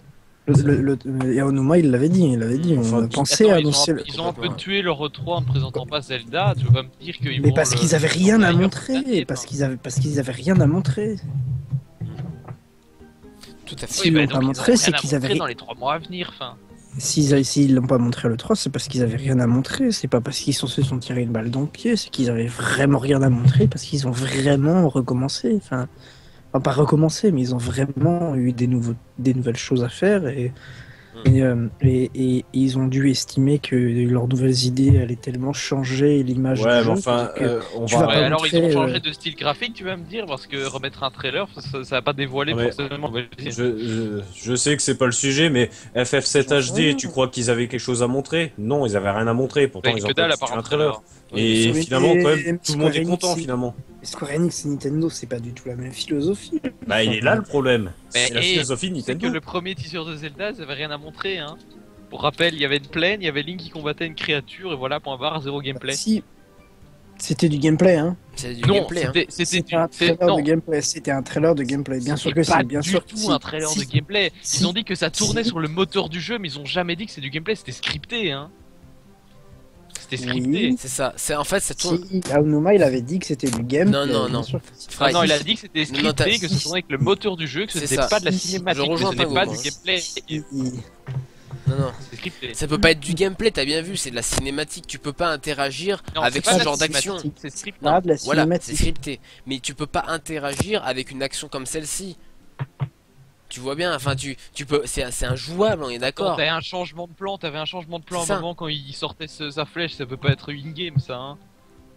Non, c'est du scripté. Si, c'était du in-game. Si. Oui, c'est du in-game, mais ça tourne avec le moteur de jeu. Mais c'est pas du gameplay. De caméra quand il sort sa flèche et quand il retire sa cape, enfin, c'est du script. Ce que vous voyez là, qui a été montré au VGX, c'est du gameplay. Là, je suis d'accord pour dire, c'est du gameplay. Oui, mais ce qu'ils ont VGX, montré à c'est l'E3, un ce n'est pas du gameplay. C'est une séquence scriptée qui certes tourne avec le moteur du jeu, mais c'est pas du gameplay. Ça peut pas être du gameplay, Fry. Enfin, on avait dit qu'on se tapait pas dessus ce soir. Voilà. C'est mort, voilà. Bon, voilà, bon, on le sait, Zelda, ça sera pas montré avant un gros moment. Je pense que Zelda, ils vont se le garder sous le coude pour créer la sensation l'année prochaine le 3. Pour dire, bah écoutez, ce sera également le jeu de lancement de la NX. Voilà, ça donnera envie d'acheter la NX, la Wii U. Et puis voilà. C'est tout, je pense que Zelda, ils le montreront pas. Bref, le sujet c'était quand même les Nintendo Direct cet été. Moi je pense aussi qu'il y en aura un cet été. Hein. C'est pratiquement obligé, il y en a toujours eu un cet été. L'année dernière, on a juste eu le Hyrule Warrior Direct. On n'avait rien eu d'autre, je crois. À part le Direct japonais qui annonçait la New 3DS, bien sûr. Mais sinon, on n'avait pas eu de Direct global, on va dire.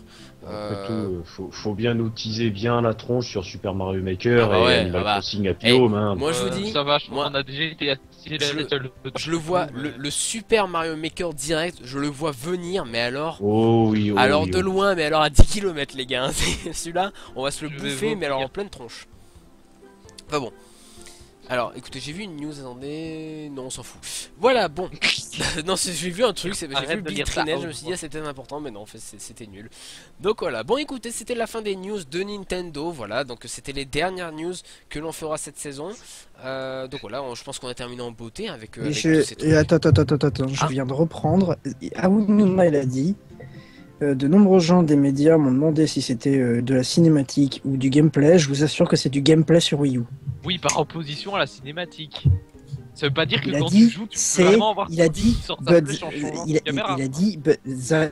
really is actual gameplay en Wii U. Et actual gameplay, c'est un japonais qui parle, tu sais pas comment ça a été traduit, enfin... Ok, il dit mettez ça par opposition à une cinématique pour faire... C'est un japonais qui parle, mais tu sais que c'est Aonuma qui a traduit, hein. C'est Aonuma qui parle anglais. Hein. Bon, bref. Par l'anglais, Aonuma, pas con non plus.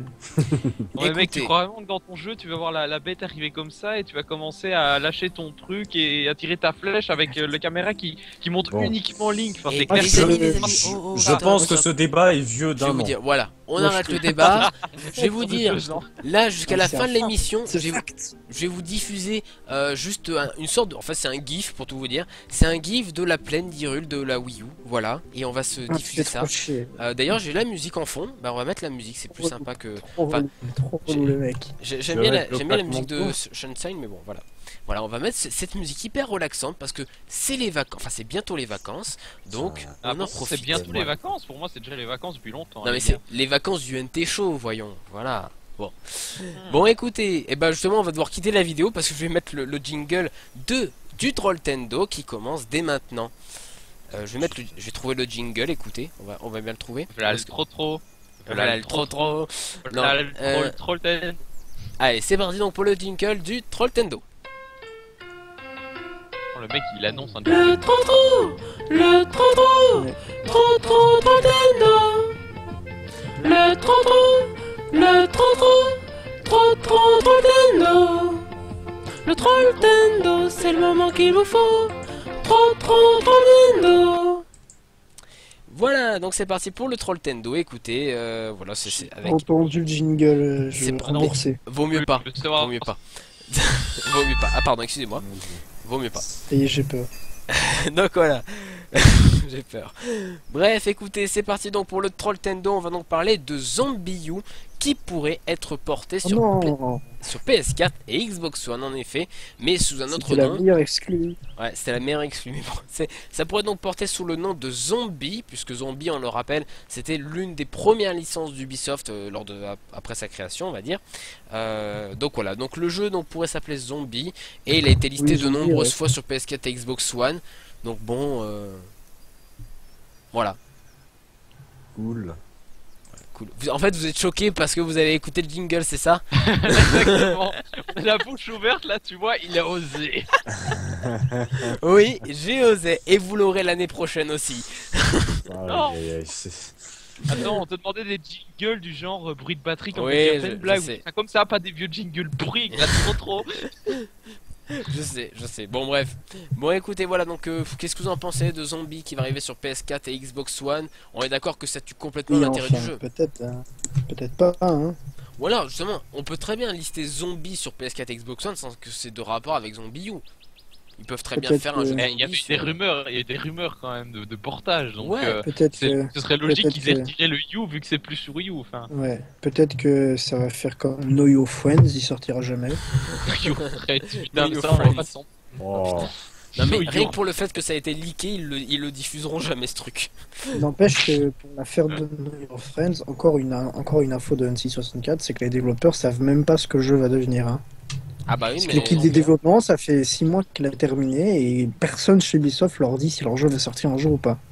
Et genre les devs ils font rien, tu vois, ils savent pas. C'est triste pour les devs, mais bon, les autres ils s'en tapent quoi. Ouais.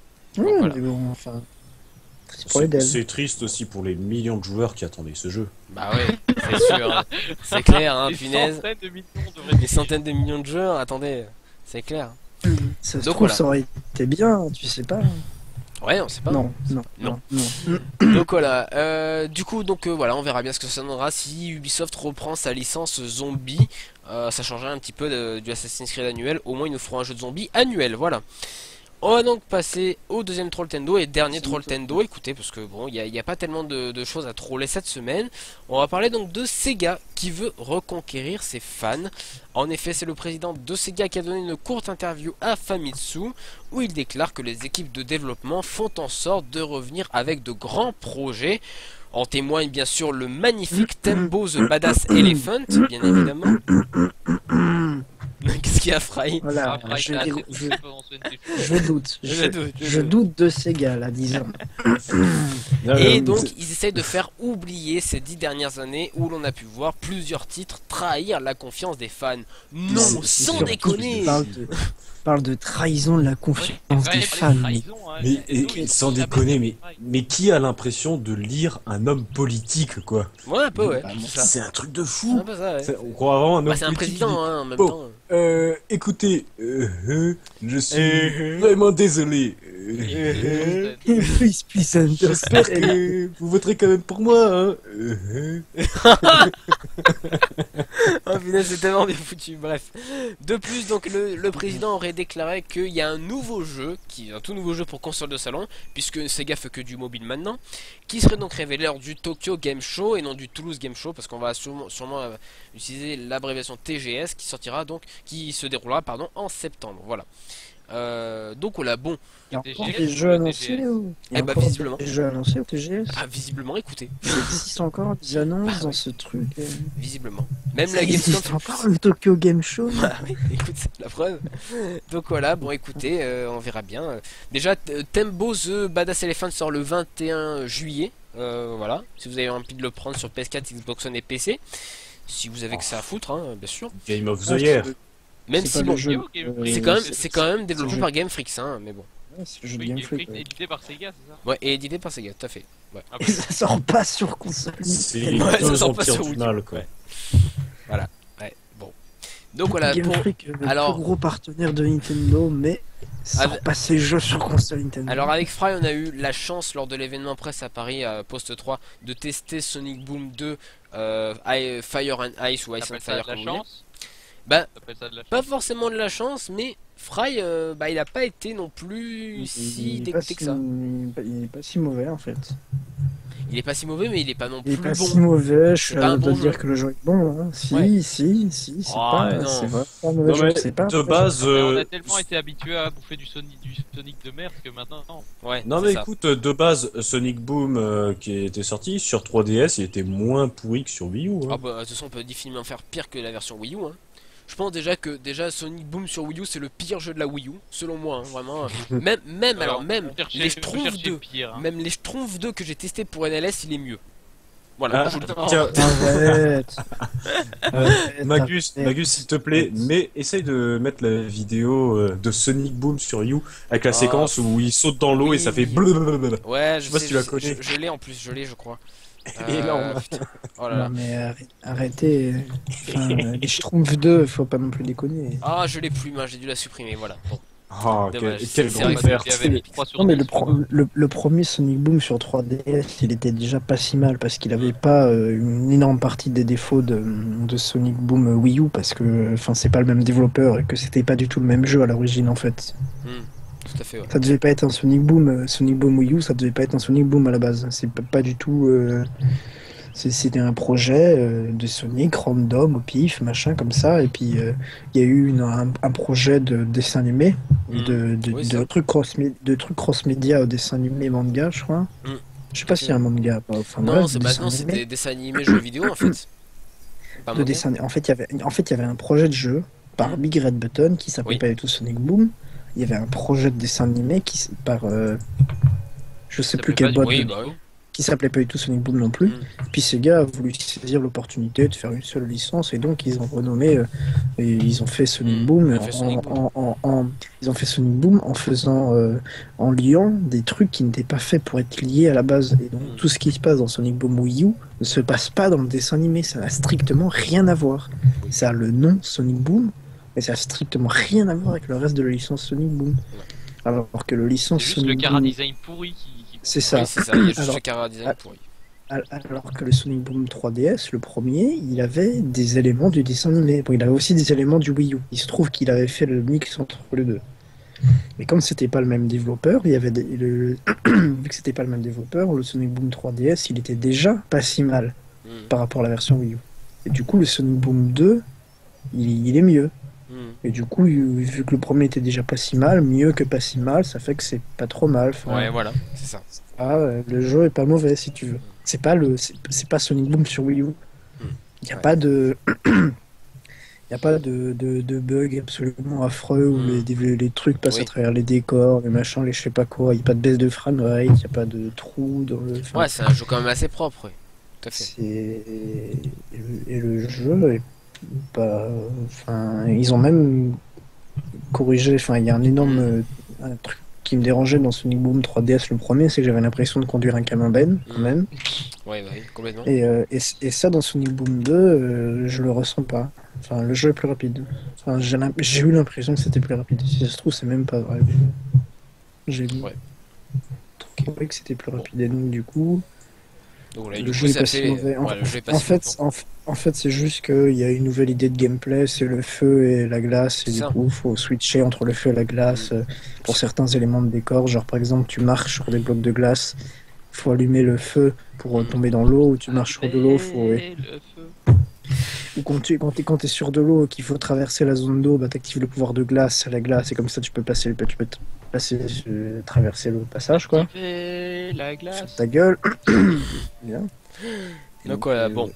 Et donc ça, il faut un petit peu réfléchir au début pour comprendre la mécanique et pour savoir à quel moment faut le feu, à quel moment faut la glace. Bon, c'est pas très dur, mais il faut y penser parce que c'est nouveau dans Sonic, il n'y a jamais eu ça dans les Sonic. Enfin bref. Mais à part ça, c'est pas si mal, quoi. C'est un jeu de plateforme en 2D, comme n'importe quel autre jeu de plateforme en 2D. Donc, conclusion, avec Sonic Boom, on a vraiment touché le fond. Non, disons, non, on va dire qu'on n'a pas touché le fond, mais disons qu'avec le 2, il remonte un peu. Voilà, mais donc on avait touché le fond, et du coup, tu peux pas aller plus bas. En fait, il y avait deux Sonic Boom, il y avait celui de Big Red Button et celui de Sanzaru. Et le meilleur des deux, c'était celui de Sanzaru. Et ça, Sega l'a compris. Et donc Sega a arrêté ce qui était pas bien. Et ils ont gardé ce qui était bien. Et donc le 2, c'est ce qui était bien de Sonic Boom. Et du coup, c'est une bonne décision de Sega. Ils auraient un Sonic Boom 2 Wii U, par Big Red Button, ça aurait été une catastrophe. Ah bah oui, complètement. Donc voilà, écoutez, donc Sega qui essaie de reconquérir un petit peu ses fans, on verra bien dans le suite de l'année ce qu'ils nous sortiront, ce qu'ils nous pondront comme. En rien, ils ont arrêté le jeu sur console pour rappel. Non, bah non, apparemment il y a un nouveau jeu sur console qui va sortir. Donc bon, écoutez. Et puis on rappelle bien sûr qu'il y a le fameux crossover entre Sonic et Angry Birds qui a l'air d'être un chef-d'œuvre. Mais en vrai, Sega prépare une nouvelle console, hein, les gars. Ouais, c'est ça. Sortir des consoles. On verra bien. Sans l'Android peut-être, hein, ils ont bien fait des PC. Voilà les amis, donc c'est la fin de ce Trolltendo. On se remet le générique bien sûr. Le jingle. Allez. Non. Non. Non. Non. Non. Non, ça veut pas le jingle, non. Donc voilà, bon c'est la fin du Trolltendo. On va donc passer, écoutez, à notre bilan. On passe au bilan de la saison puisque c'est la fin de notre saison pour le Nintendo Talk Show. Donc entre septembre et maintenant, qu'est-ce qui vous a le plus, qu'est-ce que vous avez retenu le plus? Alors, on va commencer avec Rifalgot qui je sais après pas, qui a travaillé pour cette émission. Donc je t'en prie, fais-nous savoir ton tout à fait. Donc le thème c'est qu'est-ce que j'ai retenu de positif et qu'est-ce que j'ai retenu de négatif. Alors en fait c'est un petit peu un condensé de ce que j'avais déjà déclaré dans l'article qu'on avait publié sur nos avis sur le 3. En fait, qu'est-ce que j'ai essentiellement retenu lors de cette année 2014 2015 hein, ça a été oula, on a vu un fond d'écran. ça a été la montée en puissance en fait de Nintendo, sa reconnaissance en tant qu'acteur important pour faire des jeux de grande qualité, alors que la concurrence sortait des jeux qui, disons-le, n'étaient pas franchement toujours très très réussis dans leur lancement. Hein. Assassin's Creed, Watch Dogs, ouais, bien évidemment. Nintendo, par contre, a sorti des tueries. Hein. Ils ont sorti Super Smash Bros, ils ont sorti les DLC de Mario Kart, ils ont sorti Bayonetta 2, ils ont sorti la New 3DS avec Monster Hunter 4. Yoshi, on en parlera, je pense, un peu plus tard dans une autre émission. Tout à fait, tout à fait. Mais et puis pour finir, bien évidemment, Splatoon qui bon, à quoi qu'on en dise, est une tuerie, bien sûr. On l'a bien vu effectivement. Donc Nintendo commençait à redresser la barre en termes de vente de Wii U, de popularité. Il y a même des gens qui commençaient à dire ouais, Nintendo c'est peut-être bien les artisans du jeu vidéo. Alors je sais pas si c'est vrai hein, de dire ça, je sais pas, je suis pas vraiment d'accord avec ça, mais en tout cas il y avait quand même des gens qui pensent réellement ça. Et bien évidemment vous savez je pense que vous en doutez, qu'est-ce que c'est pour moi le gros point négatif de cette saison, bah, c'était la fin de la saison, le 3, pourquoi le 3 2015 hein, je précise bien sûr. Oui oui. Et non le 3 2014 qui était excellent, qui était le début de cette montée en puissance je pense.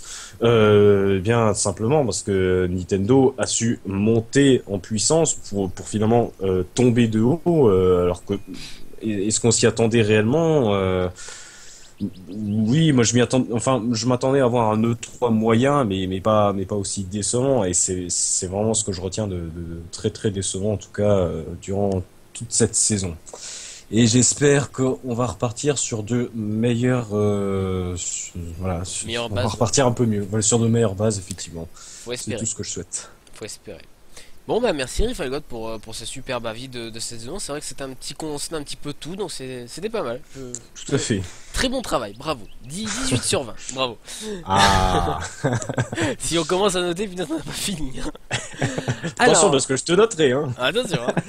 Alors Fry, toi, est-ce que t'as travaillé? Non, c'est mal ou pas? Bah un petit peu quand même, tu vas avoir une mauvaise note, hein. Attention. Hein. Merde. Non, bon écoute, ce que j'aurais pas mon bac. Ouais, t'auras pas ton bac. Ce que j'ai eu, bien sûr. Voilà. Alors, du coup, je me c'est pas grave. Le mec a eu son bac. Ouais, j'ai eu mon bac. Mention bien, attention. Hein. Waouh. Luigi a eu son bac avec mention. Mais ta gueule. C'est la vanne qui a le plus circulé sur Twitter ces dernières semaines, j'ai remarqué. Ah, yeah. D'accord, très bien. Oui. J'ai pas compris. Moi non plus, c'est pas grave. Donc du coup, Fry, le truc de bien que tu retiens cette année, le truc de moins bien que tu retiens cette année. Je t'en prie, Fry, prends ton élan. Le truc le plus meilleur de l'industrie, c'était Nintendo, et le truc le plus moins bien, c'était Ubisoft. Oui, bah moi c'est... Non, le meilleur... C'est dur hein, de choisir. Hein. C'est-à-dire, c'est une actu ou un jeu? Bon, les deux. Allez, les deux. Choisis une actu et choisis un jeu. Allez. Bah, je pense que le jeu qui m'a le plus hypé cette année, c'était Splatoon. D'accord. Ouais. Comme plein de gens, mais oui. Bref. Et l'actu qui t'a le plus marqué? L'actu qui m'a le plus marqué, j'hésite parce que j'ai très envie de dire des trucs qui se sont passés à l'E3, mais c'était à la fin de l'année, il y a eu d'autres trucs dans l'année, mais... Ouais, dont on se souvient pas forcément. Je sais pas, je dirais peut-être Majora's Mask, l'annonce de Majora's Mask, qui est arrivée comme ça, sans prévenir, bim. Au début d'un Nintendo Direct. Salut, c'est Iwata, c'est moi. Regarde. Tiens, regarde, bim, on a fait Majora's Mask. Ouais, t'as vu, c'était Iwata, les gars, c'était même pas Iwata. Ouais, c'est ça, des mois et des mois. Non, mais le Nintendo Direct là, il ouvrait pas sur Iwata, il ouvrait directement sur. Tu vois le plan de l'horloge, tu commences à voir la musique de l'intro du jeu avec le thème de Skull Kid. Tu vois ses portes caractéristiques à Majora's Mask. Quand tu connais très bien, dès que t'entends les espèces de cloches. Un peu chinoises, un peu asiatiques, bizarres là. Moi, tu connais direct le thème de Skull Kid et tu fais oh putain. Moi quand j'ai vu les ports, j'ai su que c'était Majora's Mask. Moi dès que j'ai entendu le thème, mais oui, le thème aussi, bien sûr. Et Fry, le truc. C'est le suivant qui ouvrait sur Iwata et ensuite il y avait le trailer de Fire Emblem. Fire Emblem, c'est ça. Ouais. Et la bad news que tu retiens cette année, s'il y en avait une bad news. Autant chez Nintendo que chez les autres, mais bon, disons que de préférence chez Nintendo. Non. Mais en fait, j'hésite beaucoup entre tellement de trucs. Ouais. Bon alors, en globalité, y a pas un truc qui... Bah, j'aurais tendance à dire Watch Dogs Wii U, mais c'était la saison d'avant. Ouais, oui. Donc, bah non, ça saison. Mais non, il est sorti en novembre, donc. Oui, il est sorti en novembre, mais. On va parler de Watch Dogs quand même, hein, les gars. Mais l'annonce du report. Oui. L'annonce du report, c'était il y a longtemps, donc. Non, j'arrive pas. J'ai pas de. Les Amiibo, peut-être, non? Le truc qui t'a. Ah. Ouais, mais ça, c'est tellement, ça va tellement de soi que je le dis plus, tu vois. Ouais, c'est tellement évident. Pour moi, c'est logique de dire que c'est de la merde. C'est naturel, tu vois. Oui, à l'époque, ça l'était pas. Oui, c'est vrai qu'à l'époque, ça. Bah ouais, alors en fait, l'annonce des Amiibo en cascade, mais sinon, enfin.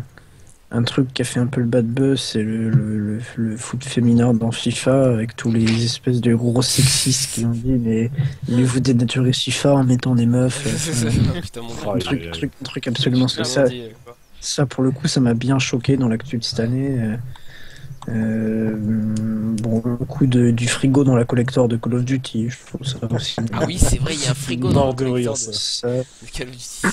Putain, bon, ça dans les trucs qui m'ont marqué cette année. Et puis, perso, j'attends avec impatience dans le prochain Zelda un micro-ondes collector. Ouais, bah oui, micro. Si je devais faire une petite liste des trucs qui m'ont pas plu, genre le fait de balancer le teaser de Doom 2 semaines avant, le trailer de Fallout 4 2 semaines avant le 3, enfin ce genre de trucs, que j'ai pas trop apprécié parce que Bethesda avait rien d'autre à montrer dans sa conférence, hein, faut le dire. Alors on nous demande si on n'est pas trop emballé par la NX, le partenariat d'INA. DNA, c'était une bonne nouvelle quand même. Ouais, mais ça concerne pas tellement cette saison. Enfin, c'est surtout le futur finalement. Ouais, c'est futur, oui. Mais c'est quand même des annonces. Je veux dire, enfin, il y a eu des annonces, oui, mais finalement. Ça, déjà, j'y ai pas pensé, mais surtout, enfin, on n'en sait rien en fait. On sait pas finalement. Il y a eu une annonce on va faire un partenariat avec DNA, mais en fait, on sait pas du tout ce que ça va être. Finalement, apparemment. Il y aurait peut-être même pas de jeu qui sortira en 2015, je crois. Non, il n'y a pas de jeu mobile en 2015. D'accord. Enfin, il me semble. Parce que Pokémon Rumble, Pokémon Shuffle. Non, mais les Pokémon, ça fait pas partie. Hein, Pokémon Shuffle sur mobile, c'est pas le premier jeu mobile de Nintendo. Oui, non, ça c'est les médias qui sont emballés. Alors que c'est un jeu Nintendo. Enfin, je comprends pas, absolument pas. Pokémon Company. C'est Pokémon Company, ça c'est un autre monde. Oui, mais c'est une licence Nintendo et c'est quand même Nintendo qui décide qui fait quel jeu Pokémon. Hein. Tout à fait. Non, sur mobile, c'est TPC qui décide. C'est pour ça qu'ils ont sorti des jeux Trading Card Game Online, notamment sur Android. Ils ont sorti le Pokédex. Sur Android, ils ont sorti un autre jeu sur iOS, la Pokémon Tap machin. Enfin bon, c'est pas la première fois que les PC sortent des jeux sur smartphone. Donc c'est juste que les médias ont fait l'amalgame avec DNA. Qui est majoritaire au conseil d'administration de TPC, c'est Nintendo. Enfin... Non, c'est pas Nintendo, c'est 33% pour les trois. Mais après, Game Freaks, Creatures et Nintendo. Mais après, même si Nintendo était actionnaire majoritaire, c'est pas eux qui gèrent, vu que c'est Pokémon Company qui se gère eux. En fait, c'est pas pareil. C'est pas parce que t'es actionnaire que Nintendo, ils sont juste actionnaires, voilà, ils empochent le pognon, voilà. Mais une entreprise, le pouvoir de décision, c'est l'actionnaire majoritaire, enfin... Bien sûr que mais si. là, il y en a pas. Oui, mais quand tu délègues la gestion... Non, mais TF1, c'est un groupe. TF1, c'est un groupe, mais qui prend la décision, c'est le groupe Bouygues qui possède le groupe TF1. Oui, mais c'est parce qu'il le possède à 100%, tandis qu'ici on a 3 têtes, on a 33, 33. Oui, mais quand t'es majoritaire, t'as pas besoin d'avoir 100%. Quand t'es majoritaire, tu prends la décision. Ça s'arrête là. Ils sont pas majoritaires. Non, mais là, ils sont pas majoritaires, mais s'ils sont majoritaires, et c'est eux qui prennent les décisions. Enfin. Oui, ok, mais c'est pas le cas. Enfin, Monolith Soft, ils avaient, avant qu'ils rachètent quasiment tous, je crois qu'ils ont 97% là, mais avant qu'ils aient 97%, ils avaient genre 70%, et c'était quand même eux qui décidaient. Enfin. Bon. Quand t'es majoritaire, t'es majoritaire. Enfin, point. Ouais, voilà. Bon, écoutez. Juste, allez, une dernière question, parce que c'est vrai, je voulais la poser pendant les news Nintendo, mais bon, j'ai oublié. À votre avis, ils vont l'annoncer comment, les jeux mobiles? Dans un mobile direct? Dans un smartphone direct? Communiqué de presse. Que ce sera absolument... Je pense que ce sera absolument pas dans Nintendo Direct. Je pense je pense pas. Dans un communiqué de presse. Ouais. Non. Parce que Nintendo Direct, ça vise quand même des gens qui s'intéressent aux consoles, les gens qui jouent aux jeux mobiles. C'est vrai qu'ils n'ont jamais parlé. Les gens qui, je ne fais pas l'amalgame, les gens qui jouent aux jeux mobiles, ça peut aussi être des gens qui jouent sur console, mais la majorité des gens qui jouent sur mobile, c'est pas des gens qui regardent Nintendo Direct. Sauf si les jeux proposent des interactions avec les jeux consoles, là ils pourraient en parler dans un direct. Ouais, mais bon. Oui. C'est pas impossible. Dans ce cas-là, ils parleront que de l'interaction, ils annonceront pas le jeu à ce moment-là. Enfin, j'y crois pas trop. Ouais. Mais sinon, si j'ai quand même une déception sur cette année, pas d'un truc qui a été dit, mais d'un truc qui a été pas dit, c'est qu'ils ont pas parlé de Quality of Life de l'année. Hein. C'est vrai. C'est vrai, même pendant la réunion des investisseurs, ils en ont pas du tout parlé, c'est quand même dingue ça. Enfin bon, on verra bien le Quality of Life. Ils ont laissé tomber en fait. Et ça, pour le coup, ça m'intriguait plus que le partenariat avec DNA. Dans 2 ans, Eusine 64 nous en parle. Comment le Quality of Life a été annulé. Ouais, c'est ça. J'ai l'impression que ça va être un petit peu Vitality Sensor 2.0 cette histoire là. Peut-être, c'est possible. Non. Bref, on verra. On en reparlera. En termes de on en reparlera. Parce qu'ils en ont quand même parlé en disant c'est le nouveau Blue Ocean. Ouais, bon. Ouais, bah ils ont trouvé un autre Blue Ocean depuis. Hein. Ouais, ça se trouve. Avec la NX. Ouais, il s'appelle la NX et DNA, voilà. Et il s'appelle le pognon aussi, voilà. Donc voilà. Bon, écoutez, mes amis, voilà. Attends, Mike, tu fais la conclusion, mais tu m'as pas demandé à moi et non plus t'as pas donné. Enfin, tu vas un peu vite en besogne, je trouve. Non, bon, moi je suis un peu de votre avis, mais pas gauche, je t'en prie, si tu as quelque chose en particulier, vas-y. Bon, voilà, donc comme bonne nouvelle de l'année, on va dire entre guillemets, je vais dire l'annonce de la localisation de Bravely Second, même si c'était assez évident. Bon, voilà, après je dirais peut-être l'annonce de FF7 sur PC, Trollolo, parce qu'on ne sait jamais que dans 2 ans j'aurai un PC assez puissant pour le faire tourner, Trollolo, on sait jamais. Ouais. Et par contre, comme mauvaise nouvelle, la nouvelle stratégie de Nintendo qui sent pas très bon quoi. Il y a des DLC dans tous les sens, ça fleurit partout. Je dis pas ma tête quand j'ai vu qu'il y aurait des DLC de merde dans Xenoblade X là. Ouais, j'en doute pas. Oui, t'as dû faire une tête. Et c'est vrai. Enfin, maintenant c'est quasiment systématique et je trouve ça quand même très dommage. Et puis évidemment les amiibo qui ont fait couler beaucoup d'encre. Hein, je pense que c'est pas la peine de revenir dessus. Moi je cherche toujours mes 2 amiibo personnellement là qui sont dans une action etc.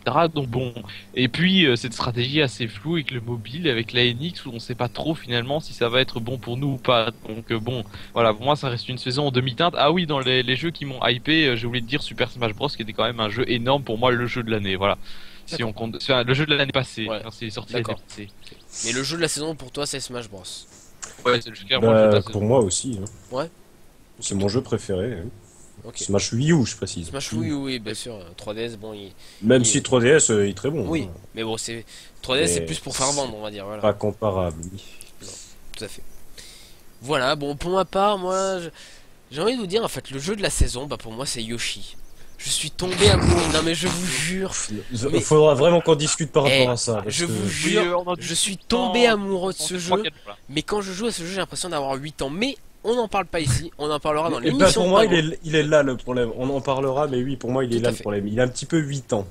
Ouais, on Voilà, en parlera, exactement. écoutez, on en reparlera justement dans Il est l'épisode, public. dans l'émission de Pingo. Écoutez, bah, ça nous fera une excellente transition pour finir. Pingo, donc, qui va donc faire un nouveau Nintendo Chronicles très prochainement.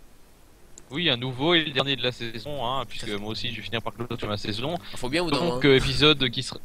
Voilà, et il faut bien prendre des vacances. Épisode qui sera donc axé sur le personnage de Yoshi et le jeu Yoshi Woolly World, en long et en large. Et dans le courant de l'été également, le grand bêtisier de la saison de mes émissions, où on va bien rigoler. Il y en a pour 1 heure de séquence, ça va être la folie les gars. D'accord. Très bien, bah écoute, Une heure. éclate-toi, je t'en prie. Hein. Éclate-toi, voilà. J'espère que vous aussi vous allez vous éclater en l'écoutant. Ah bah j'espère aussi, écoute, j'espère aussi. Donc voilà, après bon, je sais pas dans quel ordre on peut faire. Bon, allez, on va continuer sur les émissions. Donc pour rappel, le dernier NLS Mag de la saison sortira donc lundi soir. On va faire un petit bilan de ce qui s'est passé cette saison dans le NLS Max qui va venir lors de la saison 3. Et il y aura aussi quelques petits trucs inédits casseroles que je vous prépare bien sûr. J'ai quelques petits doses qui pourraient être sympas. Je pense que Fry va me détester avoir après diffusé ça, mais bon, c'est pas grave. Je prends le risque.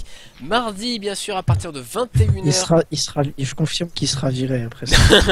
Après quoi Vous Ça verrez, revient après vous quoi verrez.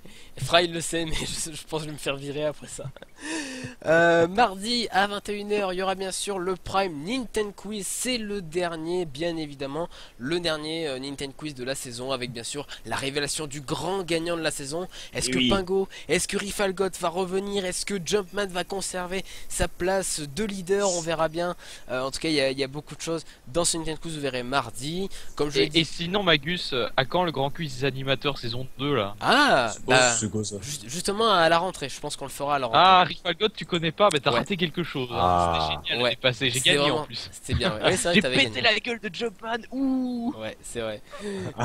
Non, écoute, non, ce qu'on avait fait, là, pour rappel, pour ceux qui étaient pas là, on avait fait un Nintendo Quiz en fait où il y avait les 4 meilleurs de la première saison et on avait fait une soirée autour de ça et c'était vachement sympa.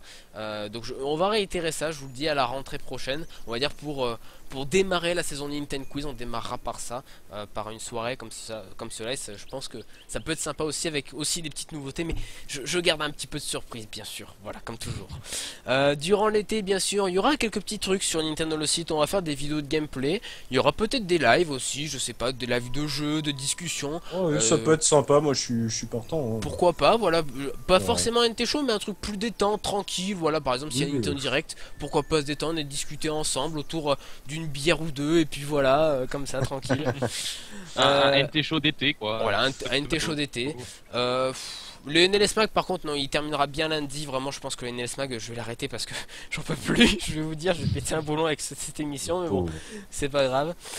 Donc voilà, bon, bien sûr, je tiens forcément à vous remercier, vous qui nous avez écoutés durant toute cette saison du NT Show. Merci d'avoir été aussi fidèles, merci pour les audiences parce que vraiment pour vous c'est peut-être rien. On est quoi? On est 50, 60 viewers avec les rediffusions. Car on a fait 50 une fois les gars. Ouais, Le non, prix, c'est vrai, on a fait c'était la 50 folie, en on a live, sorti vraiment. le champagne. Hein. Vraiment, merci à vous, merci pour votre soutien, ça fait vraiment chaud au cœur. J'espère que l'année prochaine, alors il y a le petit logo Ça des fait chaud au cœur. ça Oh, fait chaud magnifique au jeu de cœur, mots. ouais, avec un jeu de mots. J'espère en tout cas que l'année prochaine, on sera encore plus nombreux pour partager tous ensemble notre passion pour Nintendo et pour plus grandement le jeu vidéo. J'espère En se vraiment. tapant sur la gueule. Voilà, comme en se cette tapant sur saison. la gueule, bien sûr, ça se changera pas. Je tiens aussi à remercier tous les chroniqueurs qui ont participé. Merci Pingo, Fry, Rifalgot, Jumpman, Boris qui a été souvent présent également. Il y a eu Soso, il y a eu puis je crois qu'on a fait le tour. Voilà, c'est bon. Comment tout le monde snob Lilian, c'était trop drôle. Il y a eu Lilian aussi, il y a eu Lilian. Lui-même nous a oublié. Il y avait Lilian. C'est vrai, il y a eu Lilian.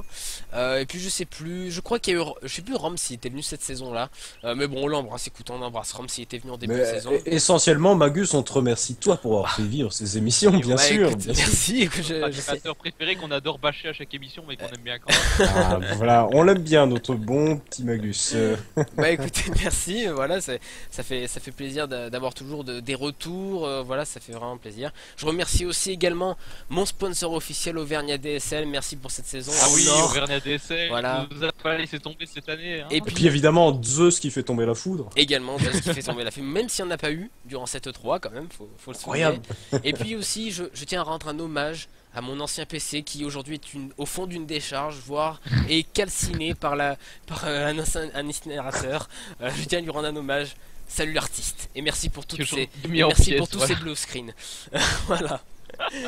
Bon voilà, en tout cas vous l'aurez compris, merci à tous de votre soutien pour le NT Show et pour Nintendo le site en général. On espère vous retrouver lors de la 3ème saison du NT Show, on l'espère en tout cas. Merci Pingo d'avoir été avec nous, on te retrouve bien sûr sur Twitter @pingoléon3000 et Pingo Podcast. Voilà, exactement, tout à fait. Tu as bien appris ta leçon. Merci. Alors il y a Bertofou qui dit sur le chat qu'il y a un NT Show avec des DLC. Je précise que moi j'ai déjà fait une émission avec un DLC. C'est vrai. Ça rigole pas, c'était le Nintendo Chronicle 4. C'est vrai, c'est vrai. C'est vrai. Non, le NT Show, il n'y aura pas de DLC. Non, vaut mieux pas, de toute façon. Vaut mieux pas. Pour votre santé mentale, vaut mieux pas qu'il y ait de DLC. Rifalgot, bien sûr, on te retrouve maintenant sur Twitter, @Rifalgot. Oui, voilà. Et oui, et bien sûr, hein, vous pouvez me suivre sur Twitter. Hein, incroyable, c'est vraiment fantastique. Hein, pseudo Rifalgot, hein, toujours la même. Et puis, bien sûr, si vous pouvez m'ajouter sur Facebook, Vincent Rifalgot, c'est bien aussi. Bon, je vais pas troller mes Twitter, mais bon, voilà. N'empêche qu'on a quand même réussi à le convaincre à s'inscrire au cours de la saison. Hein, c'était le alors que Nintendo a présenté de la merde. C'est vrai. Mais bon, Shenmue 3, merci Shenmue 3. Voilà, dites-vous quand même que je fais des efforts incroyables. Puis bon, donc voilà, après, bon, par rapport à NLS, bien sûr, je serai très certainement présent dans le prochain podcast de Pingoléon. Et puis, très certainement pour de nouvelles aventures. Ah bah, bien sûr. Très prochainement. Et voilà. Oui. Prochainement. Donc prochainement, n'est-ce pas, ça fait tout foutrement bien amusant. Jean-Paul Olivier. Hein. Big up. Big up. Et puis enfin Fry, bien sûr, qu'on retrouve sur Twitter, @Fry, Fry_Rumple. J'y suis arrivé, j'ai dit underscore, yes. Ouais. Oh yeah, tiré du bas du vide. Bien joué, ouais. Donc Fry_Rumple sur Twitter, voilà, et puis sur Nintendo le site, bien sûr. Voilà il continuera à tousser dans la saison prochaine. Oh là là, tout de suite. Super relou, les gars. Merci. Hein. Voilà. Et je continuerai à dire des trucs relous dans la... Je continuerai à dire des trucs relous dans la saison prochaine, ne vous inquiétez pas. Je remercie pas Pingo de nous avoir suivis toute cette année. T'es vraiment Non. Bah merci de nous avoir supporté plutôt que suivi toute cette saison. C'est vrai, supporté. C'est vrai. C'était sympa. Bon, je me rappellerai toute ma vie de la pointe à 40 viewers avant le 3. Non, mais parce que j'étais super choqué qu'on atteigne 40, alors que c'était pas l'émission de l'E3. Et l'émission de l'E3, paradoxalement, on a fait beaucoup moins de viewers. Oui, c'est vrai. Pour le Digital Event, alors que. Post-3, parce qu'on n'a pas mis le hashtag 3 sur Twitch, hein, je pense. Si, on a mis le hashtag. Bien sûr, bah, on peut pas faire une émission sans hashtag. Donc c'était sympa pour ça. Merci pour les habitués, Hyper Tofu, Taxan, mais il y en a d'autres, genre Blazy Shark qu'on a vu énormément. Mourad également. Dans les viewers, ouais. Qu'on a vu, enfin les habitués de l'émission. Hyper Tofu, maintenant. Virgile. T'as fait Pirachu aussi. Également. Docteur Colombophile, ça fait longtemps qu'on l'a pas vu, Docteur Colombophile, mais on le salue également. Jumpman, bien sûr, voilà, qui des fois n'est pas présent, mais nous écoute. Clusic et Virgile, qui ont passé quelques fois aussi. Tout ça, c'était une saison sympa. On essaiera de revenir l'an prochain meilleur. Ouais, on essaiera. J'espère. On garantit pas, on essaiera de faire un truc moins désordonné l'an prochain, enfin j'espère. Ouais. Oui, c'est comme les bonnes résolutions le 1er janvier. Hein. Oh, quand même. Déjà, on essaiera de venir en tout cas... court, ça sera déjà bien. Non, mais en tout cas, je suis assez content d'avoir fait cette émission avec vous. Je parle des gens qui sont dans le Skype ici. Ouais.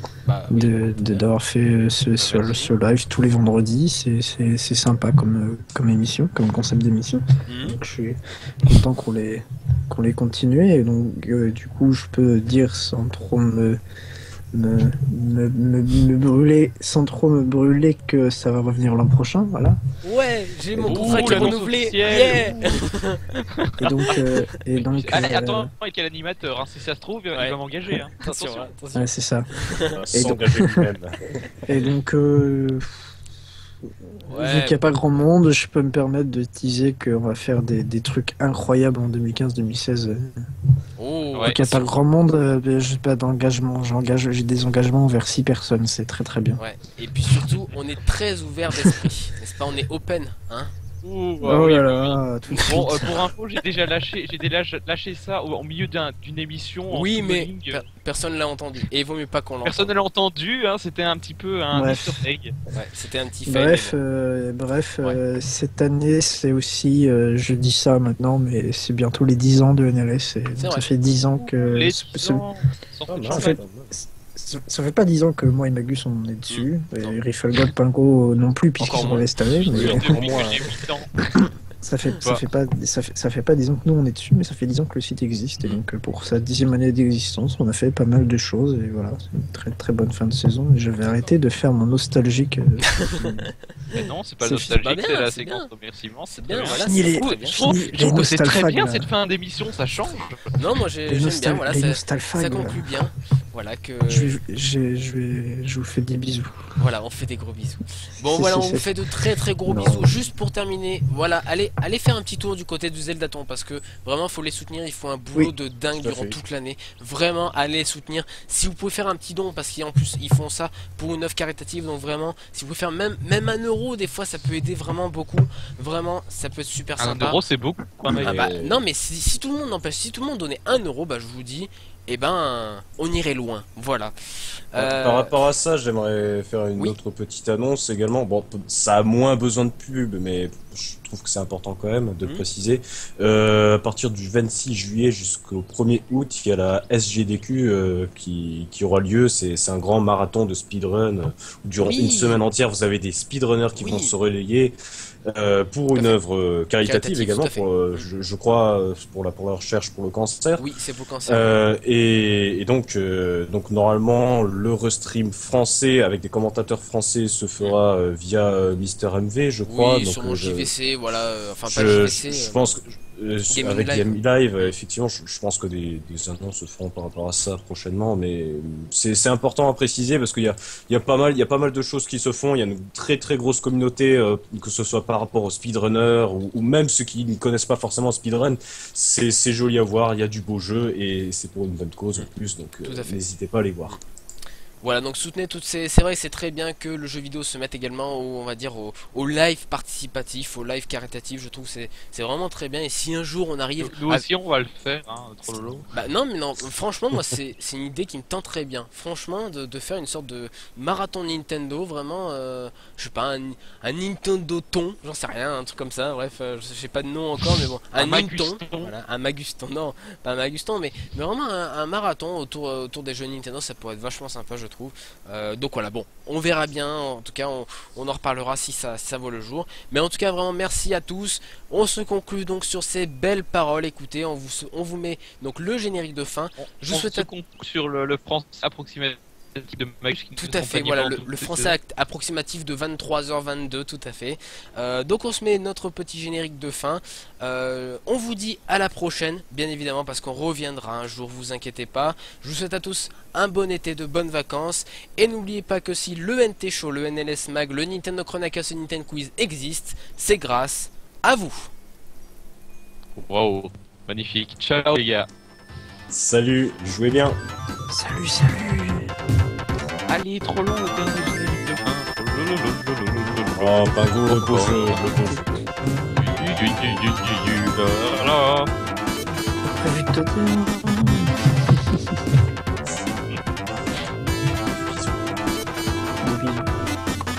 Mmh.